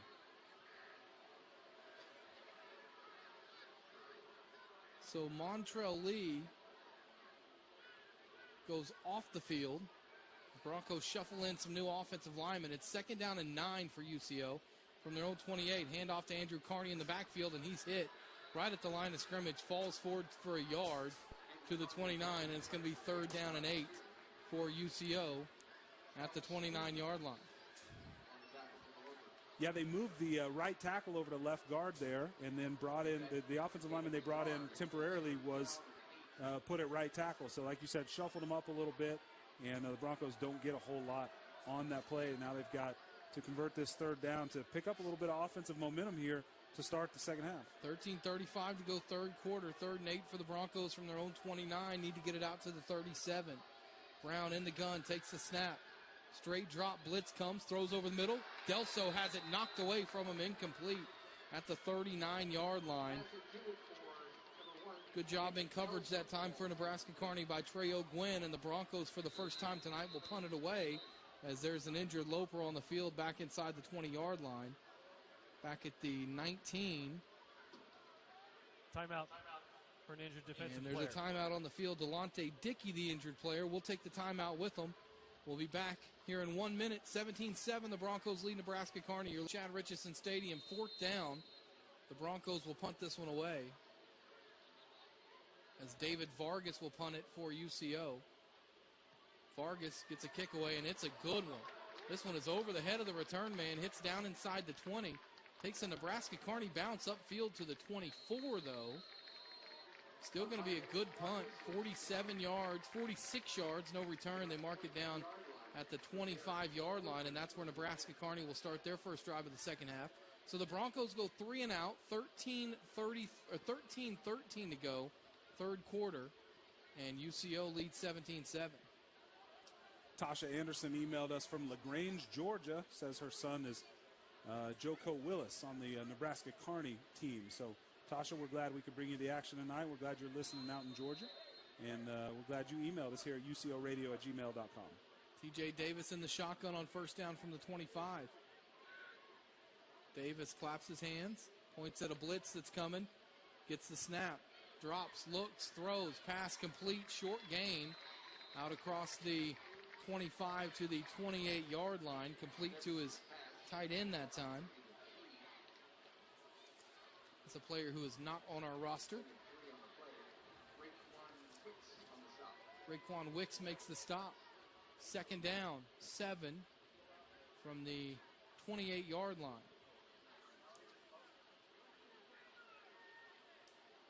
Davis in the shotgun, fakes a handoff, looks, throws, right side, pass caught at midfield, getting away from a defender at the 40, at the 30, down inside the 25, and all the way down inside the 20. Great pass from TJ Davis, as that time he completed that one to Cole Brown, who gets a big gainer all the way down to the Bronco 18-yard line, and Kearney going quick. Davis in the gun, hands right up the middle, inside the 15 to the 13 for Kevin Brown. Gains 5. It'll be 2nd and 5 for the Lopers. And Nebraska Kearney showing they came out to play here in the second half. The Broncos had a huge play on first down, the first offensive play of this half, but it got somewhat nullified with a holding penalty, right? And then the Broncos really showed nothing offensively after that penalty. And Nebraska Kearney has just flipped the field after a great punt by UCO and put UCO in danger of giving up some points here. 54 yards on that pass from Davis to Cole Brown, as Davis fakes a handoff to Kevin Brown, pitches it on the option down inside the 10 to the 8-yard line. First down and goal for Nebraska Kearney is on the option pitch that time. Reggie Anderson gains 5. And it'll be first down, 6-yard gain, 1st and goal at the 7. Kearney going quick again. Davis in the shotgun, has Brown to his right. Hands it to Brown, left side. Brown at the 5, down to the 4. And he is met there and tackled after a gain of 3 on the play. Noah West in on the tackle, Zane Adams as well. It'll be 2nd and goal from the 4. Yeah, and this UCO defense kind of looking like they're wondering what's happened out here, as Nebraska Kearney has come out with a lot of life on this offensive possession. Of course, the really big play is the story of this drive so far. But this UCO defense, will see if they can shore up here, right, and get themselves a defensive stand. 10:45 to go third quarter. 2nd and goal, Nebraska Kearney at the 4. Davis fakes the handoff to Brown, keeps it left side, looking to get the edge. He does get the edge. He dives for the pylon, and he's in the end zone for the touchdown. TJ Davis with a 4-yard touchdown run. He's got 1 through the air and now 1 on the ground, and Nebraska Kearney can cut the lead to 3 with the extra point. Boy, Davis is quick out there, and he made a really athletic play, sticking that ball out and just knocking the pylon over with it to show everyone that he got it across the goal line. And now, there's 2 halves to every football game, like we said, and it's about to be a 3-point game. Extra point kick on the way from Gabe Hines. Snap and hold are good. The kick is away, and the kick is good. 10:34 to go third quarter. The Lopers are back on the board, and it's a field goal game now at Chad Richardson Stadium. UCO 17, Nebraska Kearney 14. You're listening to UCO Bronco football on KOKC. Saturday, the Broncos go to Warrensburg, lead Missouri Western 24-17. That game about to kick off second half. Emporia State, early third quarter, 28-7 lead over Lincoln. Fort Hays State, 35-0 lead at halftime over Northeastern. And one other score, and it's a bit of a surprise. 4:31 to go third quarter. Number 5, Northwest Missouri State and Missouri Southern are tied at 24 in Joplin. That would be a huge win for the Lions if they could somehow pull that one off tonight. There's a kickoff that's going to be taken by Stevens at the 6. He'll return it out to the 20, to the 25, to the, that's Melton back there to return that kick out to the 27-yard line. So Kobe Stevens didn't get to the 25 last time, and Melton now will have the return, and it's 1st and 10 for the Broncos at the 28. We'll say hi to Robin Ann Walker, watching from Pocatello, Idaho.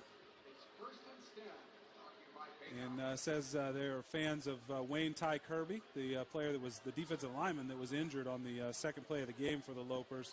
They say they hope he's okay. We hope he's okay, too. We're glad they emailed us, ucoradio@gmail.com. Yeah, Wayne Tay Kirby, a big boy, got injured early on in this game. As on first down, Brown hands it left side to Wolfold, and Nebraska Kearney blitzed right into that one. That's going to be a loss of a yard back to the 27-yard line as the Lopers sent a blitz that time that blitzed right into that play.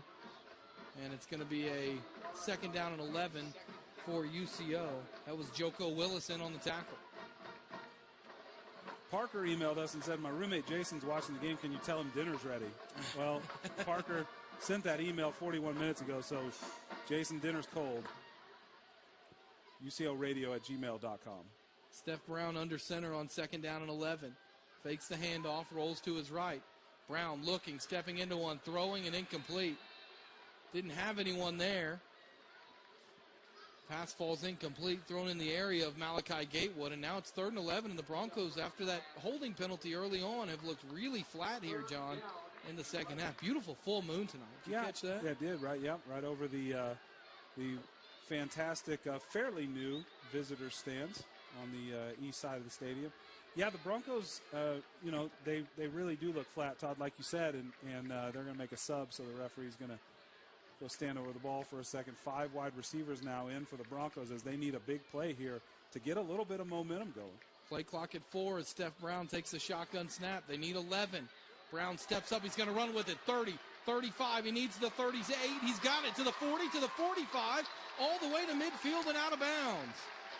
Steph Brown with a nice run, a little jawing after the play between Steph Brown and Javier Peterson.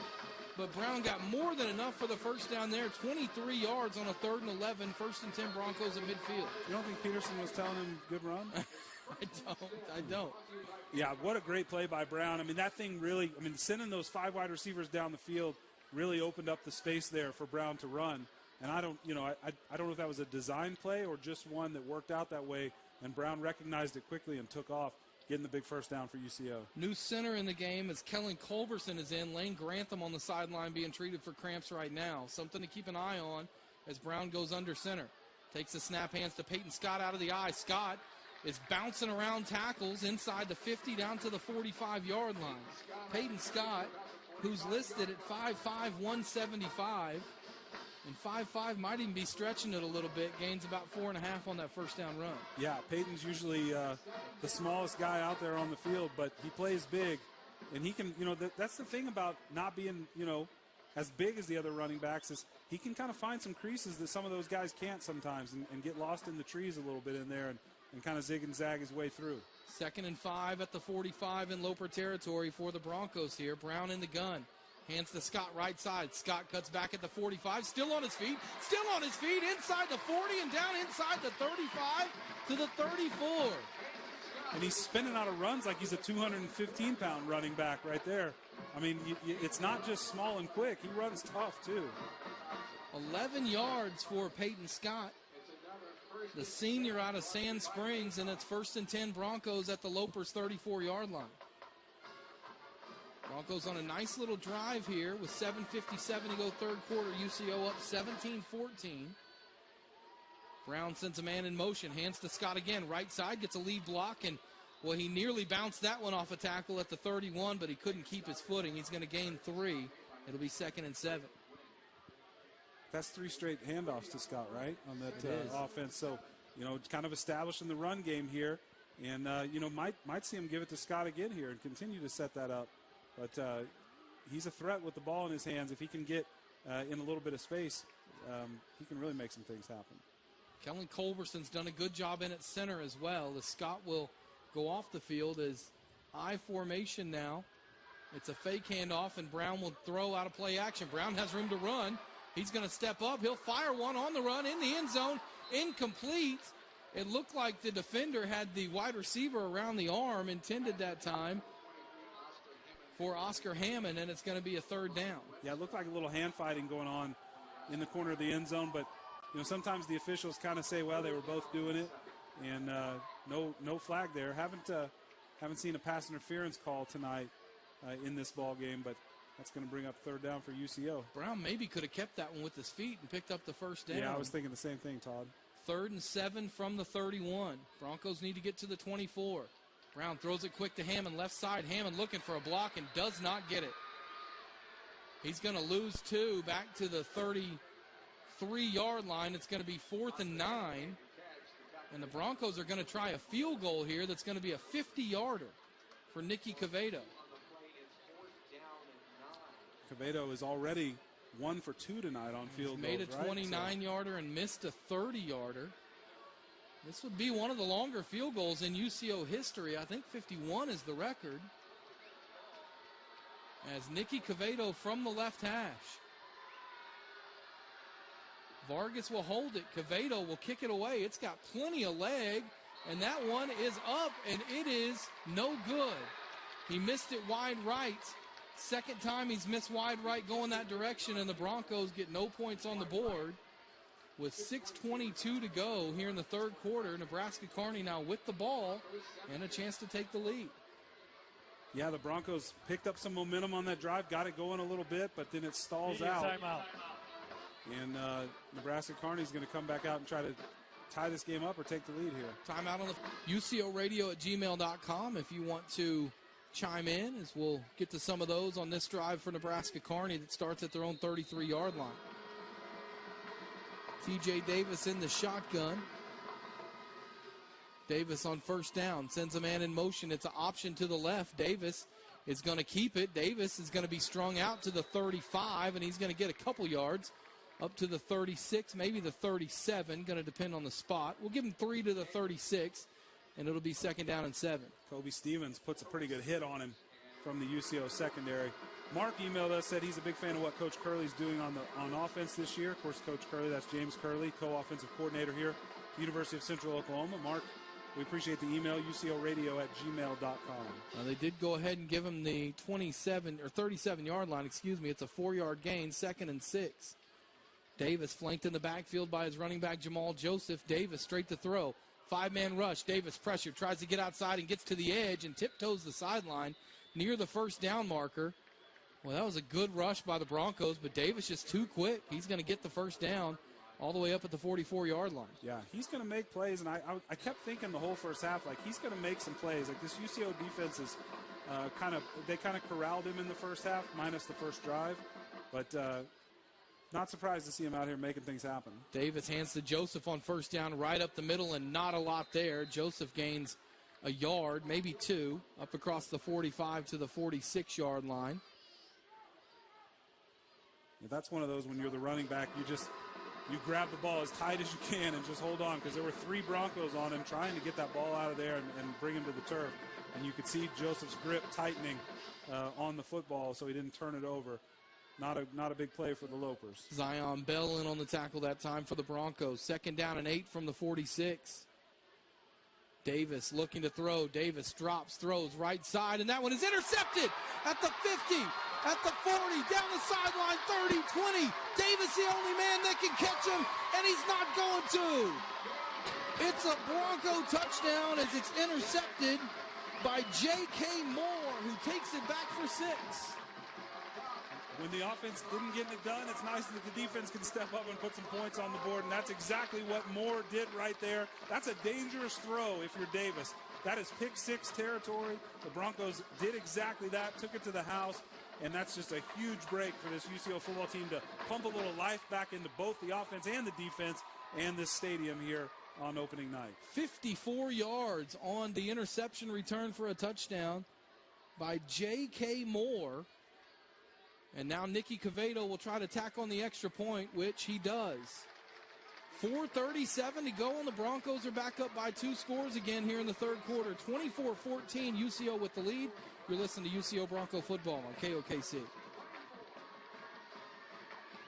Stadium, 54 yards on the interception return for a touchdown by J.K. Moore, the sophomore, 6'1", 190 from Mesquite, Texas.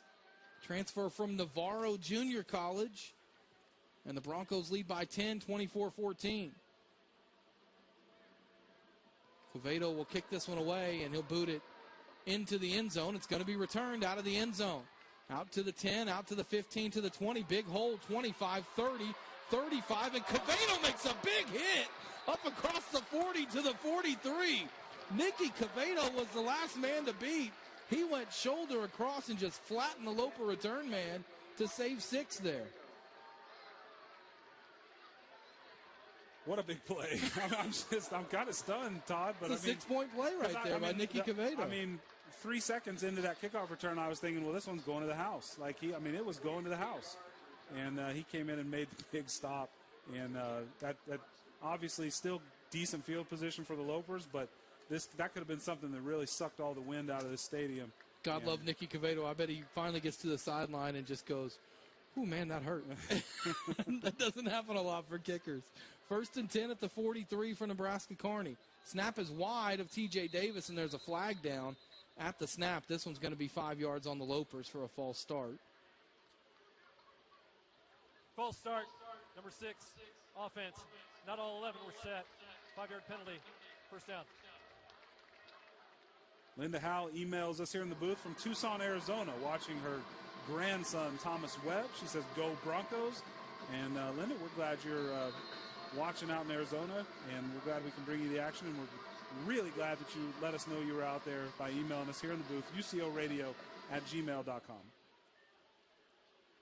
1st and 15 now back at the 38 for Nebraska Kearney. Davis hands off right side. Nothing doing as Noah West just pile drives the ball carrier into the turf. That was Demarius Hosey who got the carry, and he's going to lose a yard back to the 37. Kearney going quick now. Hosey to the right of Davis. It's a fake handoff this time, and Davis looks to throw, has time, rolls left, steps up, steps away from one, steps away from a second, now a third. Davis still rolling right, throws deep downfield, overthrown and incomplete. Boy, TJ Davis made that play take forever, and credit to the Broncos. They covered the entire play. As on the coverage that time was Thomas Webb Jr. in there for UCO. Yeah, those plays are scary when the quarterback is almost got and then he's not, and he gets loose and he's scrambling around back there forever, because it's easy for those DBs to lose track of those receivers if they're out there kind of making up their own routes. And like you said, the coverage continued throughout the play, and there really wasn't anybody for Davis to throw the ball to that had a good chance of catching it. We've got a timeout, Nebraska Kearney, with 3:56 to go here, third quarter. We'll keep it right here during the timeout, John. Let's read some of those emails, ucoradio@gmail.com, where if you're listening or watching on the MIAA network tonight, you can get in touch with us, ucoradio@gmail.com. Matt Boer emailed us. He says him and his wife, Jenny, are listening.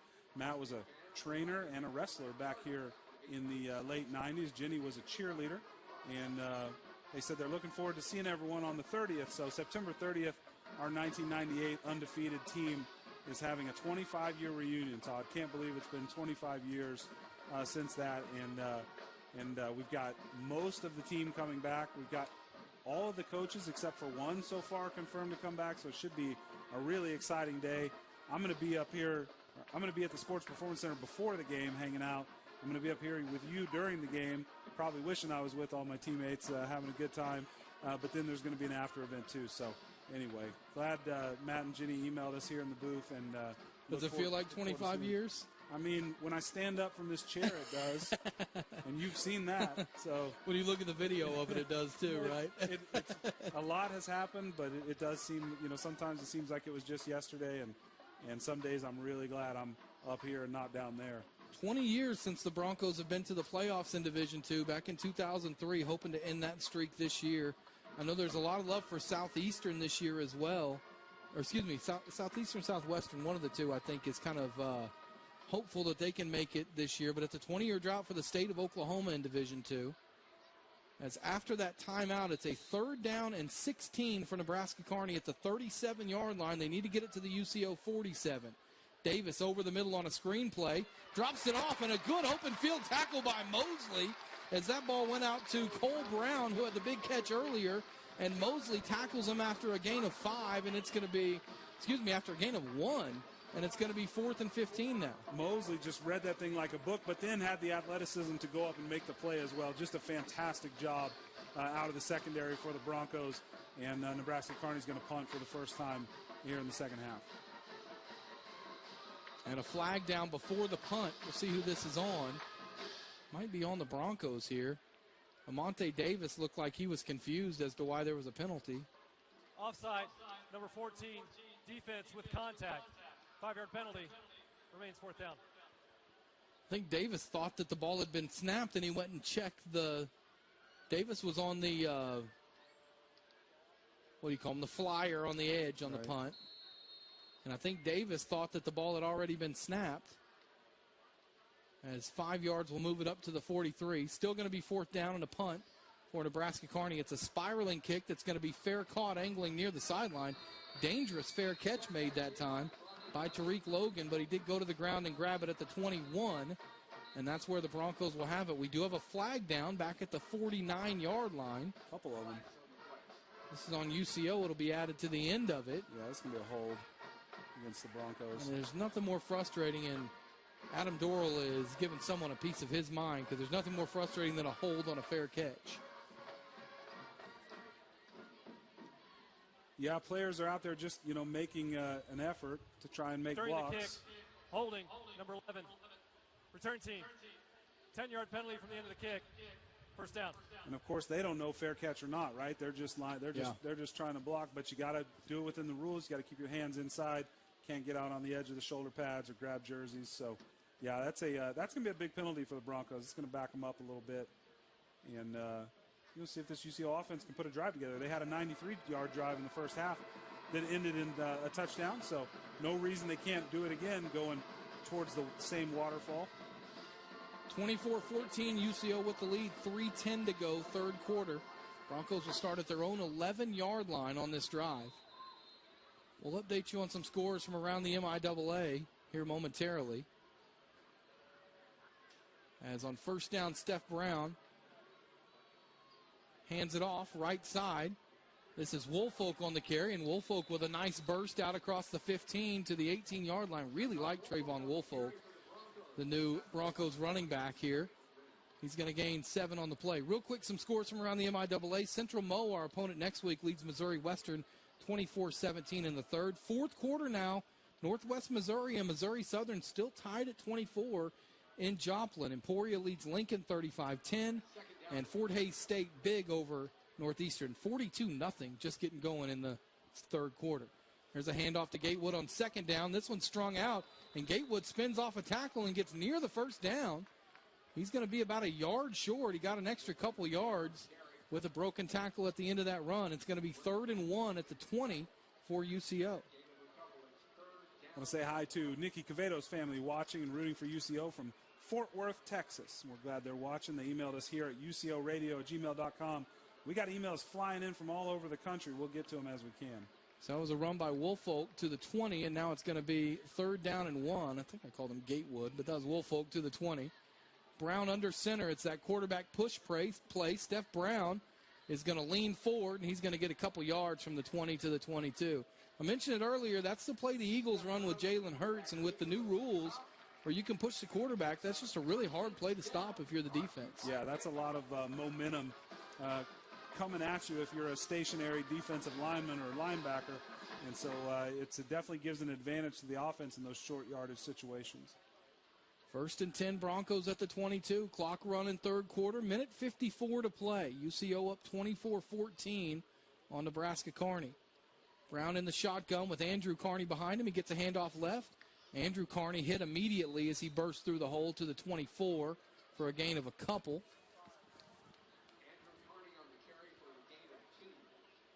Two-yard carry is going to make it a 2nd down and 8.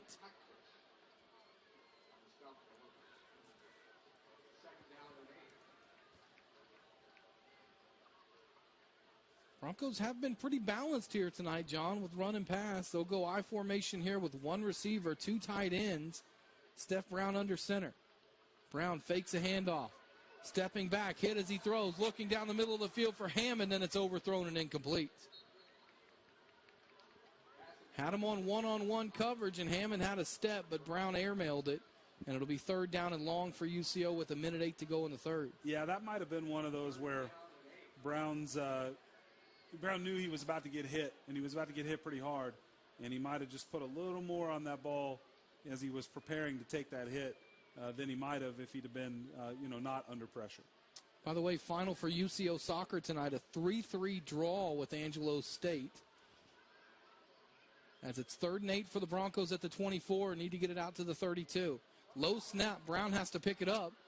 Peyton Scott picked up a blitzer and made him flip as Brown is able to run upfield to the 31. He's a yard short of the first down. Did you see the guy go head over heels there? I did, yeah, and that was just a kind of a panic play by Brown as he didn't handle the snap cleanly. It was low, and so he picked it up and just ran with it. But 4th and 1 now, and the Broncos They've got the offense out there. They don't appear that they're going to punt this football. We'll see if they go with that push play again. 4th down and 1 from the 31. Brown under center, takes the snap. He's hit. He reaches the ball forward. They don't think he got it. The ball comes loose. Nebraska Kearney's got the ball. I think Nebraska Kearney recovered the fumble. He didn't get the first down. The linesman is saying first down. He just told the referee first down. And now they're having a discussion about it, but the referee pointed Nebraska Kearney's direction first, and then the linesman said something to him and pointed UCO's direction. So it's hard to interpret from this far away, but UCO's, now the players are saying first down. The result of the play is a fumble recovered by the defense. However, illegal substitution, defense 12 on the field at the snap, 5-yard penalty, results in a first down. That's a big penalty for the Broncos because Steph Brown fumbled the ball there, and Nebraska Kearney would have had it at about the UCO 30, and instead it's a 5-yard penalty, and the Broncos keep the drive alive up to the 36. Well, we talked in the first half about how dangerous that play is because it's not at the goal line. Like when the ball crosses the goal line, it doesn't really matter if you fumble it after. Right. It's a touchdown. But if you're not down and the ball comes out, when you stretch it out over the pile like that in the middle of the field, it's a fumble. And so that's a pretty dangerous play. UCO gets bailed out with the penalty. But I do like how they just kind of lined up and casually went for it deep in their own territory on 4th and 1. That was Well, we saw it not work for Kearney earlier. The Broncos weren't able to turn it into points, but UCO nearly got stuffed on the same play there. The Broncos, fortunate, is now empty backfield. 5 receivers for Steph Brown on first down from the 36. 21 seconds and ticking to go here in the third quarter. Brown, quarterback run right up the middle, breaks a tackle at the 37 and gets out to about the 40. They'll give him a nice spot out to about the 41-yard line. We'll call it a gain of 5 on the play. It's going to be 2nd down and 5 when we start the fourth quarter. 3 quarters in the books. Put 4 fingers in the air. UCO leads Nebraska Kearney 24-14. You're listening to UCO Bronco football on KOKC. I mean, it was an interesting quarter to say the least. The Broncos came out really flat, I thought, from halftime, and then Nebraska Kearney kind of took control out on the field, and then Pick 6 turned it around. Yeah, right? and then the UCO defense, UCO's offense got it going a little bit, but stalled out, and then UCO's defense put the exclamation point on it on the quarter for the Broncos. So now let's see if this UCO offense can drive down the field a little bit, run some clock, and score some points. I formation, 1 receiver as Brown hands to Peyton Scott running right. Scott bundled up at the line of scrimmage. He's going to actually lose from the 41 back to the 39-yard line. Yeah, just ran into the back of a blocker there, and then by the time he was able to kind of make a move to try to get down the field, another defender came from behind and tackled him in behind the line of scrimmage. Stats at the end of 3 quarters, 346 to 206. Broncos lead in total yards. As a big 3rd down here for UCO from their own 39. Need to get it up to the 46. It's a 3rd down and 7. Brown in the shotgun. Brown looking to throw. Throws right side, pass complete to Melton out of midfield, looking to break a tackle. Still not to the turf, and finally just kind of sits down at the 47, maybe 46 in Nebraska Kearney territory, but that's a nice gainer, 15 yards and a first down. Yeah, Melton was being held on to by his jersey, and he couldn't.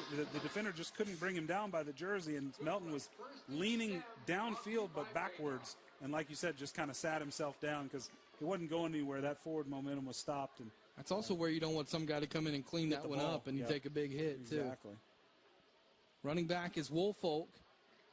Under center is Steph Brown.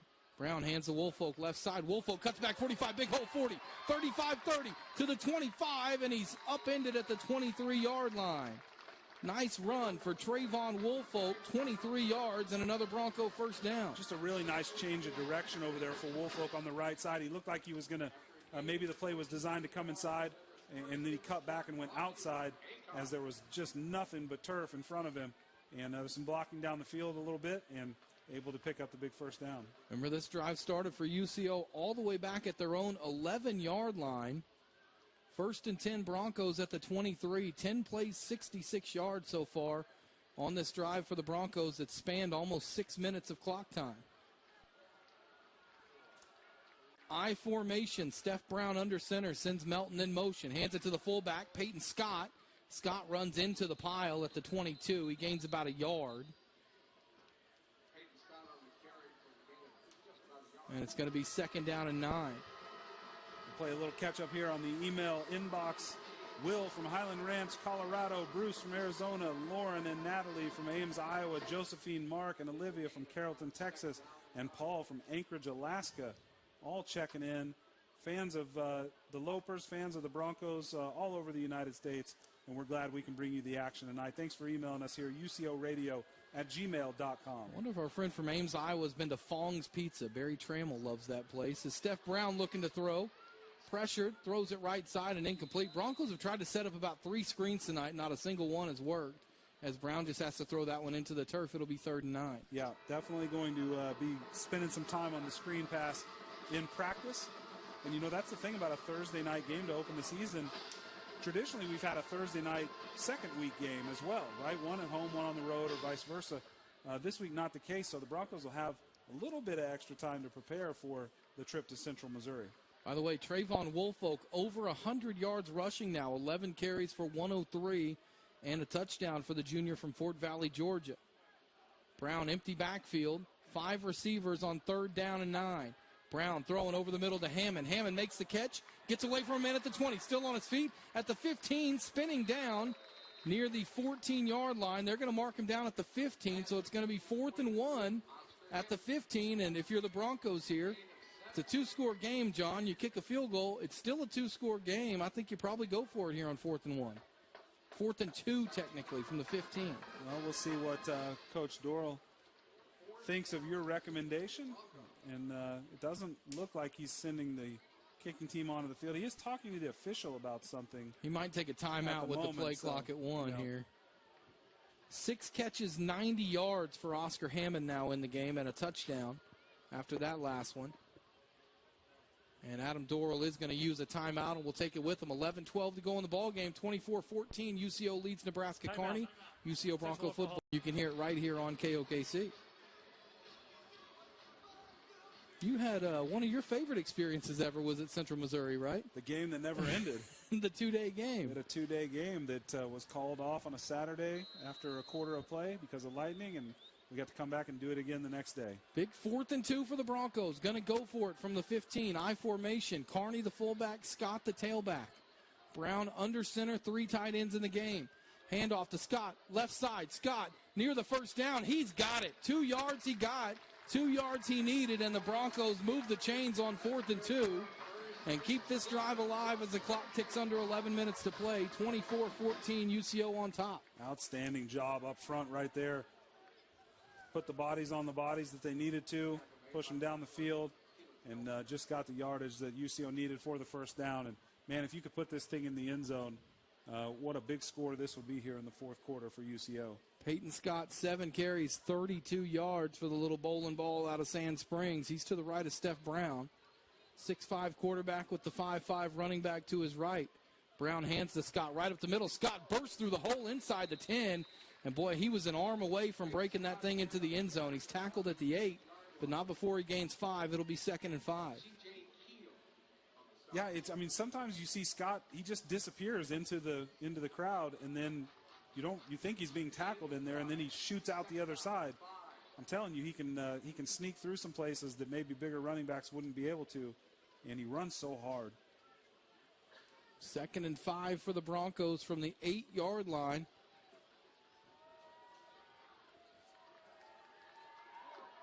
As UCO 16th play of the drive here.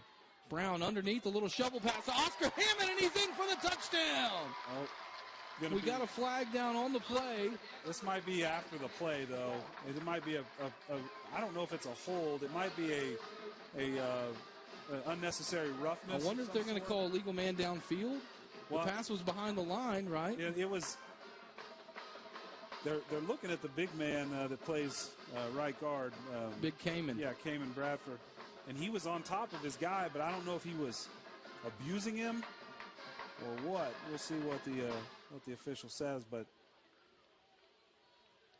holding number 76 offense, 10-yard penalty from the previous spot. Replay, 3rd down.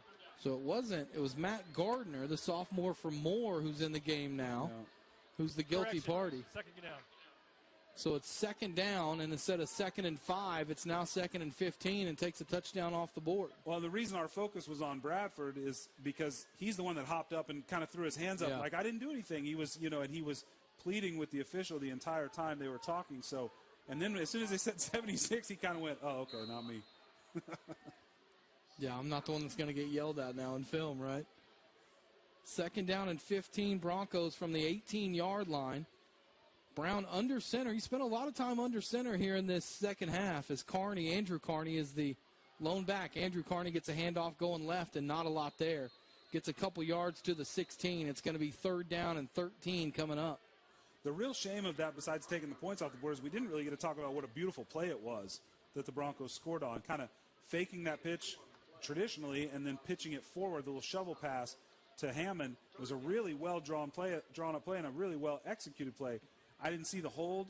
I'm not saying it didn't occur. I didn't see it. I wasn't watching the offensive lineman that got called for the infraction. So would have liked to have seen a replay on it to see if it actually sprung the play or had any relevance on it at all.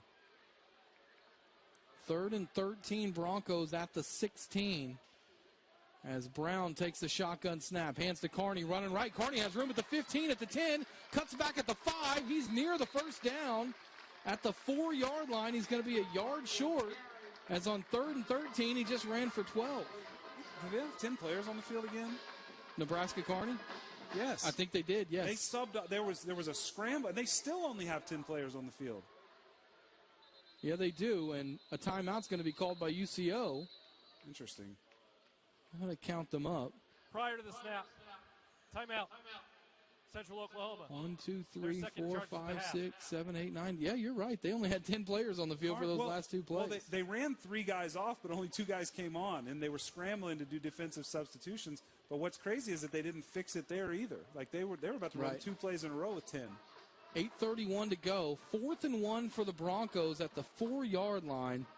John, this drive started with 3:10 to go in the 3rd quarter. The Broncos took 3:10 off the 3rd quarter clock. They've taken 6.5 minutes off the 4th quarter clock. We're coming up on this being a 10-minute drive for UCO. 17 plays so far on this drive for 85 yards, started back on the 11.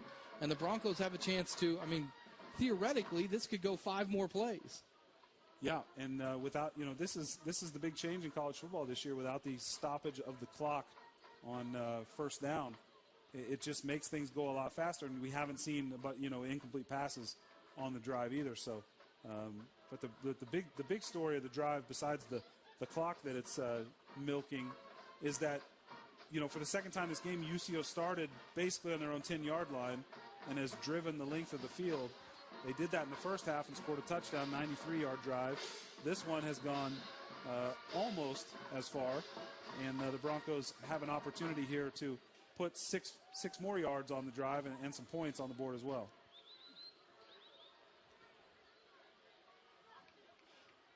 Fourth down and a yard from the 4. They need to get it to the 3. Brown under center. Brown hands it off to Woolfolk. Hitting the backfield. He's not going to get it.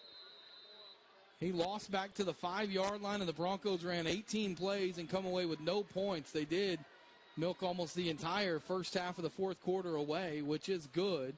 But you like to come away with points there, and Nebraska Kearney will take over at the 5. Just a real quick note, John, I told you earlier that UCO soccer tied 3-3.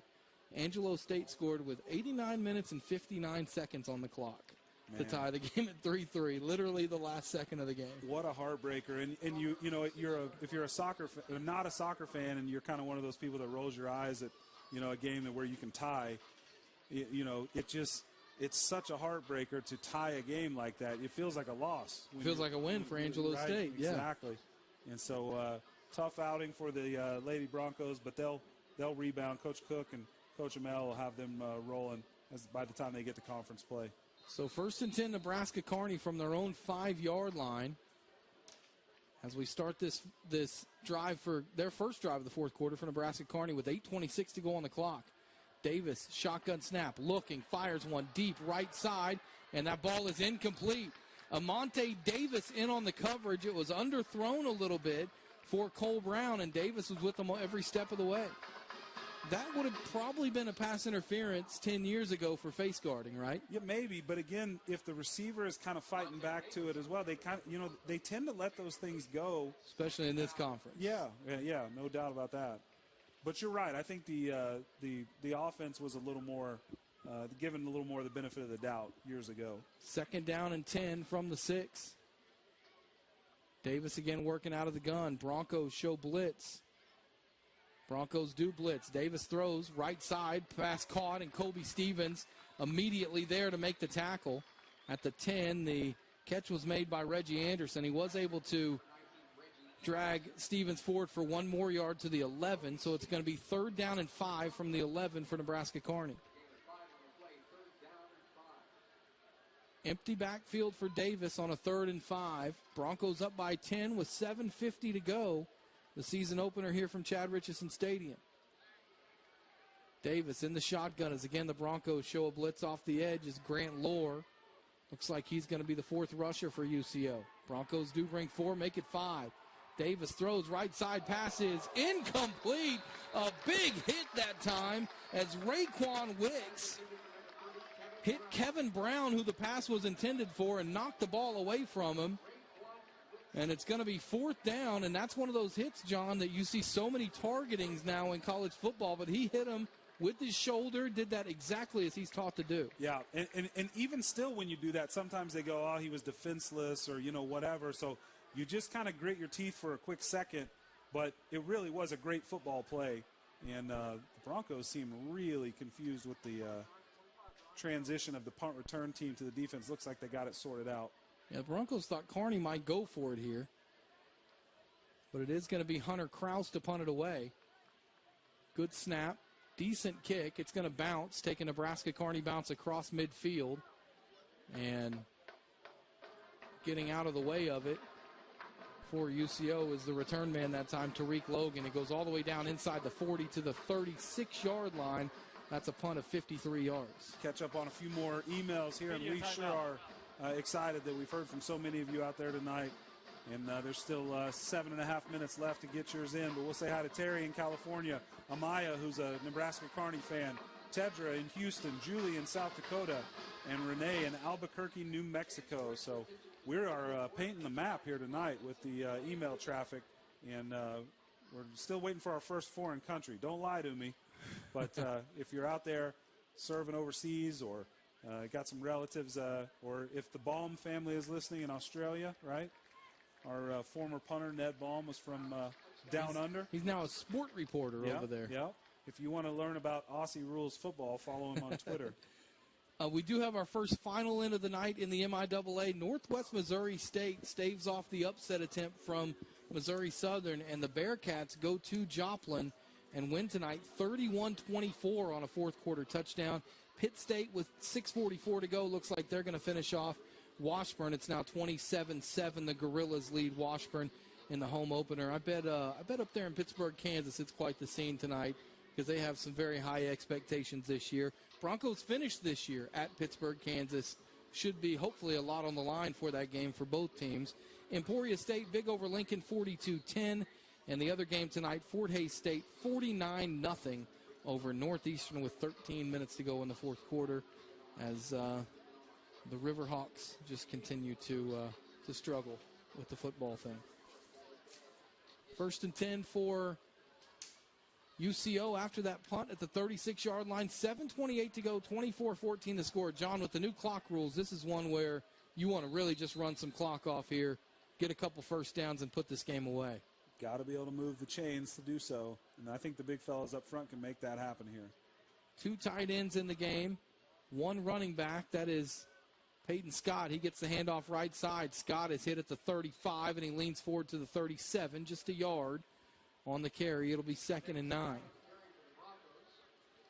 John Lindsay checked in from Odom, Georgia, watching his grandson here at UCO, Reed Lindsay. John, we're glad you emailed us from the East Coast, getting kind of late out there. So thanks for hanging with us and enjoying the ball game. Reed Lindsay, a Clinton Red Tornado in high school. Transfer from the University of Oklahoma this year into UCO. It's 2nd and 9, Broncos at the 37. Brown under center. Fakes a handoff this time, looking to throw, pressured, no one to get it to. He gets away from about 4 tacklers, and finally he's going to be slung down at the 29. A blitzer came that time, just completely unblocked, and Brown was lucky to get away from the first couple guys. It's going to be a big loss, though, from the 37 all the way back to the 29 and set up a 3rd down and 17 for UCO. Yeah, that's, I mean, the clock keeps running, but the Broncos are going the wrong direction. UCO is going to have to get some of this back right here and give themselves some good field position to try to flip the field on a punt if they can't convert this long 3rd down. Might just go draw play here just to get some room and punt this one away. Lean on the defense a little bit. Brown in the shotgun. Brown will hand it to Peyton Scott, and not a lot there. He gets a yard to the 30. In fact, they'll give him no gain at the 29, so it'll be 4th and 17. And the Broncos will go 7 yards backwards and punt it away with 5:47 to go and ticking. 4:03 to 2:11 the total yards tonight. Broncos with the lead in total yardage. One good thing for UCO, and knock on wood here, right? But the Broncos have not turned the ball over yet in this game and got the big turnover pick 6. Don't look at me like that, John. I knocked on wood, so we're okay. David Vargas to punt this one away. It's a low-driven punt that's going to bounce at the 30, and a UCO player didn't let it roll. He's going to get it down at the 23-yard line. It was down that time by Hudson Grant. Yeah, he caught the ball as it was bouncing, the direction we want it to bounce. Probably not happy with his decision there, but it just as a reaction thing, I think. It flew kind of right up into his hands, so.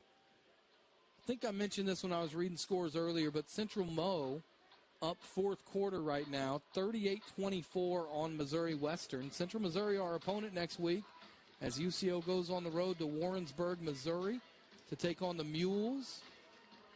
One of my, I really like their stadium there. I like the setup they got. Nice stadium right there on the street. It's a cool place if you want to tailgate before the game there in Warrensburg. And Warrensburg is off the beaten path, but it's a decent, cool little town. I enjoy that road trip. Yeah, it's a great college campus, good little college town. It's a good-sized school, and they do have a nice football stadium, always nice accommodations. You mentioned the 2-day game. They had I think they fed us one brand of pizza on Saturday and then a different brand of pizza on Sunday. So, but that game. Do you remember the name of Heroes? Is that the name of the place that has the really good onion rings? I think it's Heroes, where we went to eat after the volleyball game last year. Okay, all right. Against Central Missouri. Yeah. By the way, just as I say that, Missouri Western scores. It's now 38-31 Central Mo with 10 minutes to play. Don't count out the not Griffins. done yet. I think the only team that currently we can count out is Northeastern State, down 49-0 to Fort Hays State. Pitt State has also extended their lead 34-7 over Washburn. All right, Nebraska Kearney with the ball, 1st and 10 at the 23. Davis in the gun, a little pitch pass, going left and getting nowhere as the tackle was made on the edge that time. That was J.K. Moore who had the interception. Sean Johnson Jr. got the little pitch. That's the play that Kearney ran on the first play of the game, John, and got a nice gain. That time it loses a yard. Yeah, Moore, he stayed home and read that thing really well and then broke down and just made a nice open field tackle, preventing anything. In fact, we'll call it no gain at the 28, 2nd and 10. Davis looking, throwing, right side complete, out across the 40 as Mosley makes the tackle to the 41-yard line. That's Reggie Anderson on the grab. Kearney going no huddle at the 41. Davis in the gun, fakes the handoff. Looking, right side, throwing, deep. That pass is incomplete, but a pass interference is going to be called. As that was Keyshawn Murray on the edge for UCO, as a player's down for the Broncos in the secondary. That's Jonathan Mosley, who's been very active tonight. 12, defense, 15-yard penalty from the previous spot. Automatic, 1st down. That penalty is going to move the ball from the 41 down to the Bronco 44-yard line. And, John, you got to be careful here. You can't give up a quick score with 4:22 to go. Kearney still with 2 timeouts left. So if they can get the ball in the end zone or kick a field goal here, they have plenty of time to get it back for a final drive if the Broncos can't move the ball offensively.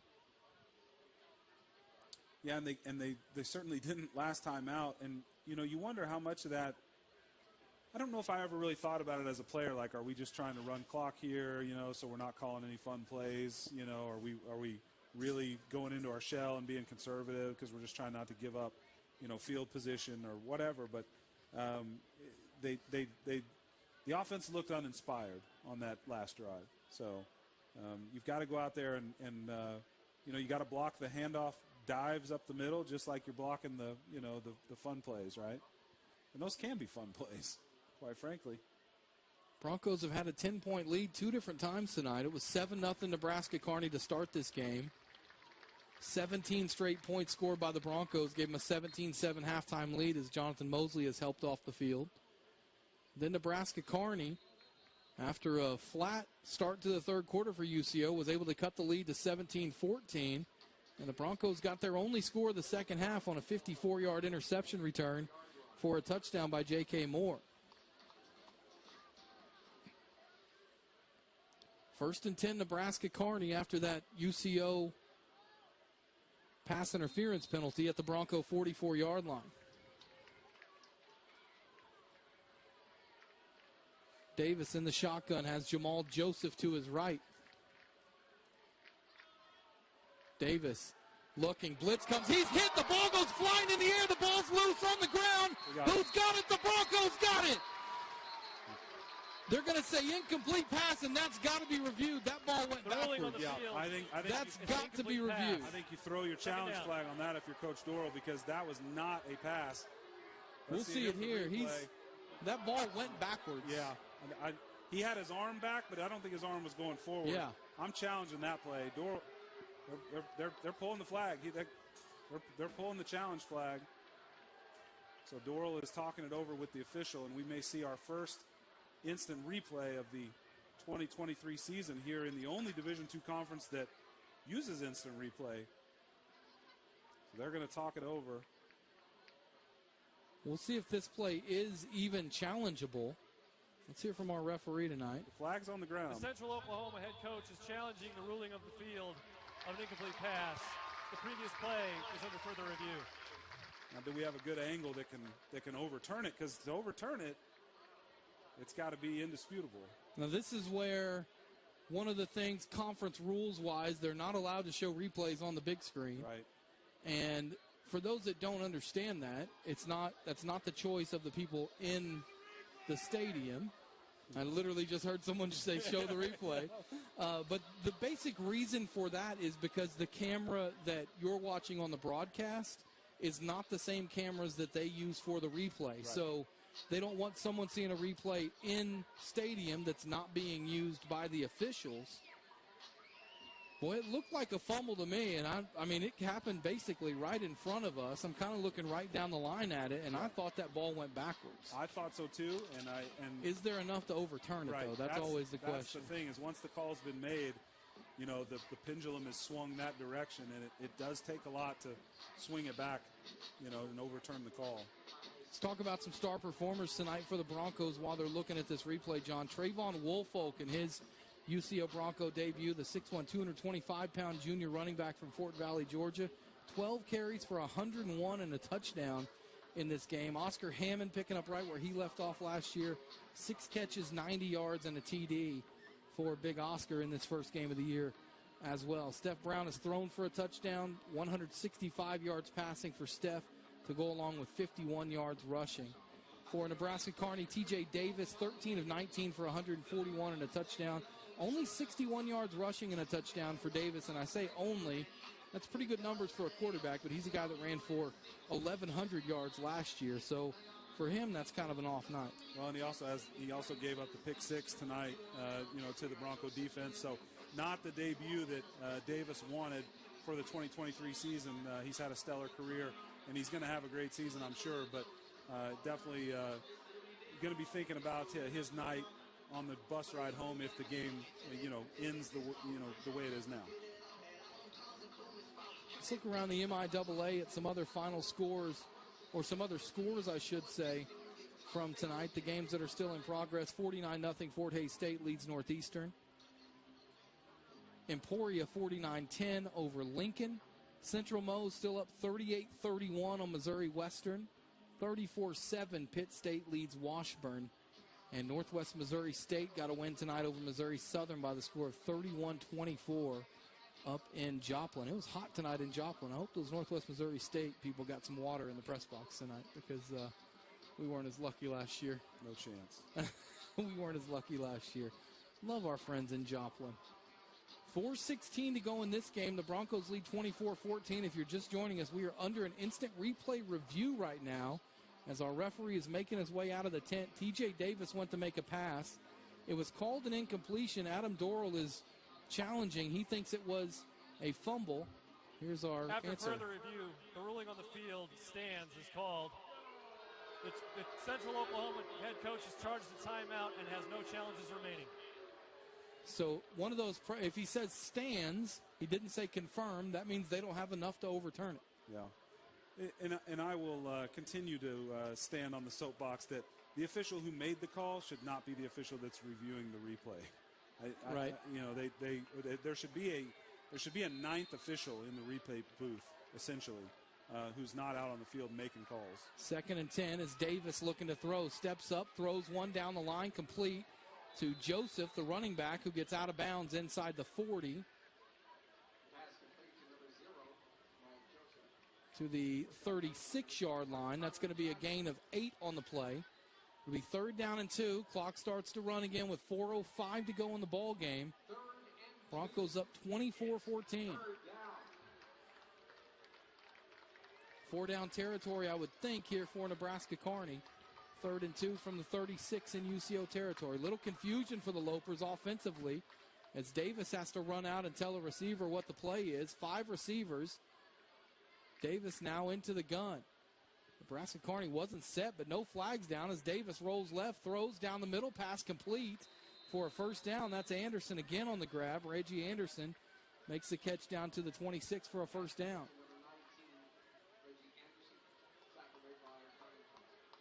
Clock rolling again as Davis out of the gun with the running back this time. Joseph in the backfield. Davis fakes the handoff. Davis hit as he throws. That pass, though, is caught at the 5, spinning off a tackle and into the end zone for the touchdown.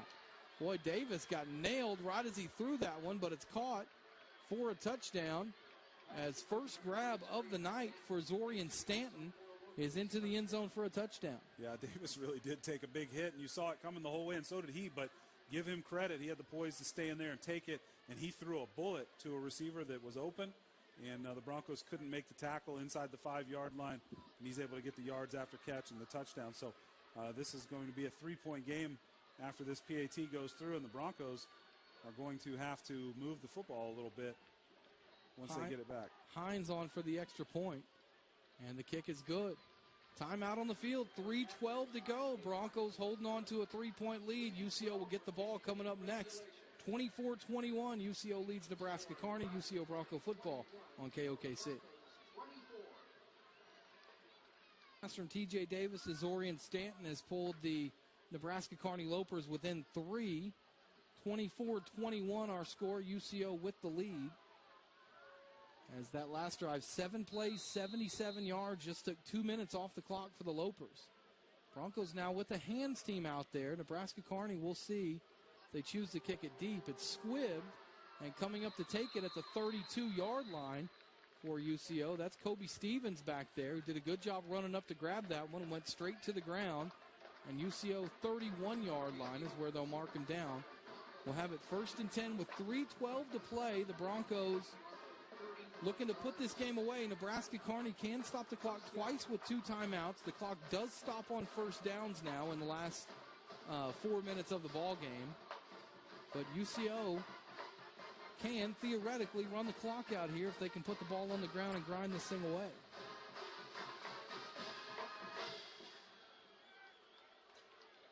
Full moon hanging over Chad Richardson Stadium tonight. 1st and 10 Broncos from their own 31. Andrew Kearney is the running back. Brown hands to Kearney. Right side, Kearney up the middle, gets about 2 yards. In fact, they're going to give him 1 yard to the 32. That was Tell Spees in on the tackle. For Nebraska Kearney, it'll be 2nd and 9.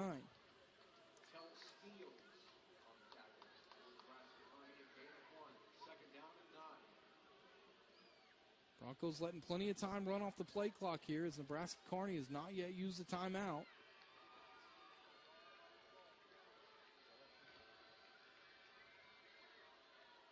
Steph Brown working out of the gun. Brown pitches it underneath to Hammond on the shovel pass. Hammond got hit from behind. Boy, nearly fumbled that ball at the 35. He gets 5 yards up to the 37, and now Nebraska Kearney will use their second timeout. One timeout left for Nebraska Kearney. 2:28 to go. 24-21 UCO lead. You're listening to UCO Bronco football here on KOKC.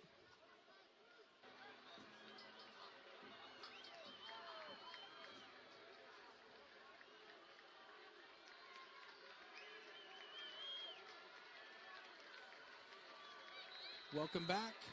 2:28 to go. 3rd down and 4 for the Broncos from the 37-yard line. Need to get it to the 41.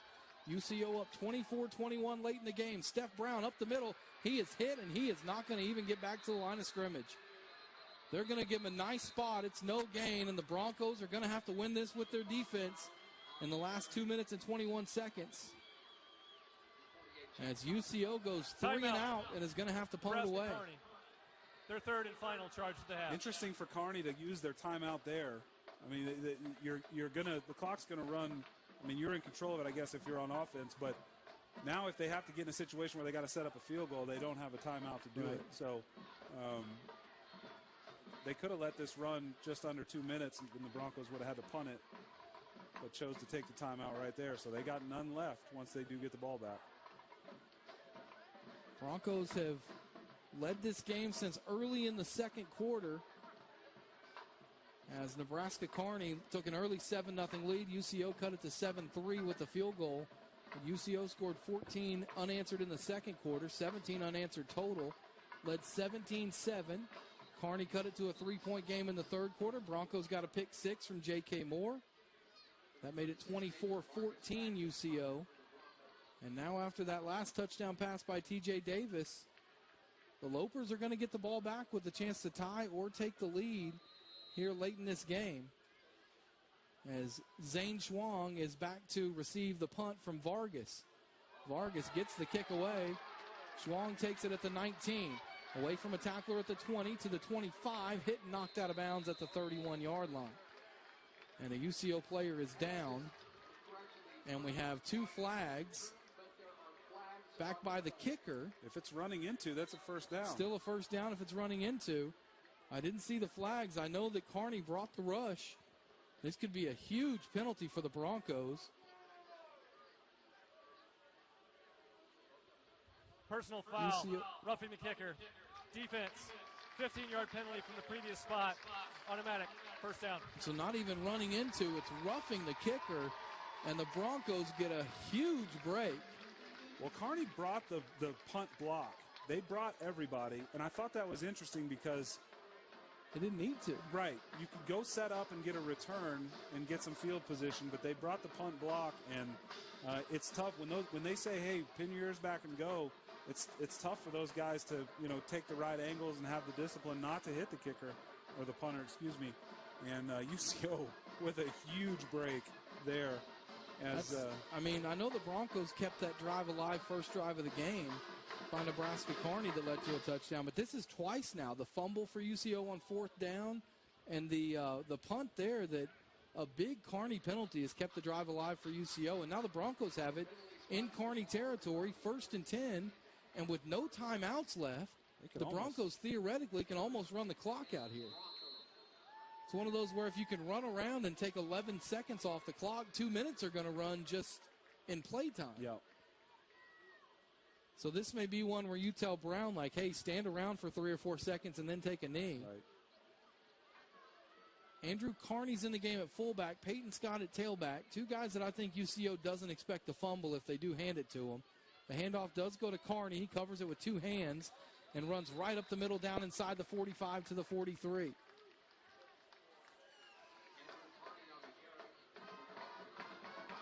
Broncos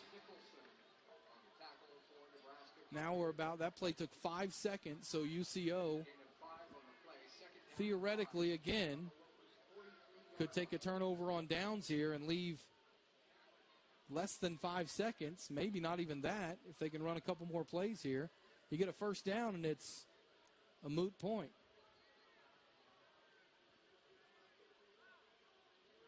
Under center, Steph Brown sends Delso in motion. Hands to Kearney again, right up the middle again. Kearney again. Andrew Kearney, that is. Covers the ball up, and it's a 1-yard gain.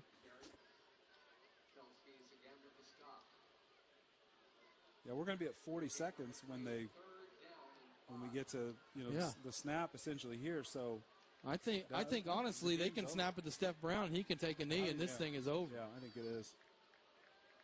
Boy, the Broncos get a big break on the roughing the kicker penalty. It takes the ball out of the Harlan Hill, two-time Harlan Hill finalist T.J. Davis's hands at the end. And Steph Brown on third down. He'll hand it off to Peyton Scott this time. Scott running right side, lowers his head, gets to the 41. This ball game's over. Broncos don't have to take another snap, and UCO will start the season 1-0. You want to go 1-0 every week, and the Broncos did it this week over Nebraska Kearney. 24-21 going to be the final score as UCO gets the win. They will go to Warrensburg, Missouri next week. They will take on a Central Missouri team who currently is up 45-38 in the fourth quarter on Missouri Western. But the Broncos start this home season the way they started last home season with a big win here at Chad Richardson Stadium. Outstanding debut for the 2023 Broncos. Lots to work on, but you get out and you get to work on those things without a loss in your loss column. And that's the biggest thing for these coaches in these early season games. And this is all conference games here in the MIAA. They play 11 conference games, so 11 conference opponents. So there's no, early season warm-up games or anything like that. You're thrown right into the fire of the toughest conference in Division II football. And so every week you get a win. That's a big thing. And the Broncos start off with a big one here in 2023. And UCO, with the win, improves to 1-0. They are now the second team tonight to go to 1-0. Make that third as Emporia has finished off Lincoln as well. We'll come back in 2 minutes. We'll wrap this one up. We'll tell you some scores around the MIAA, and we will put a bow on this win for UCO tonight. 24-21, the final score. UCO defeats Nebraska Kearney. Back with post-game reaction after this UCO Bronco football on KOKC.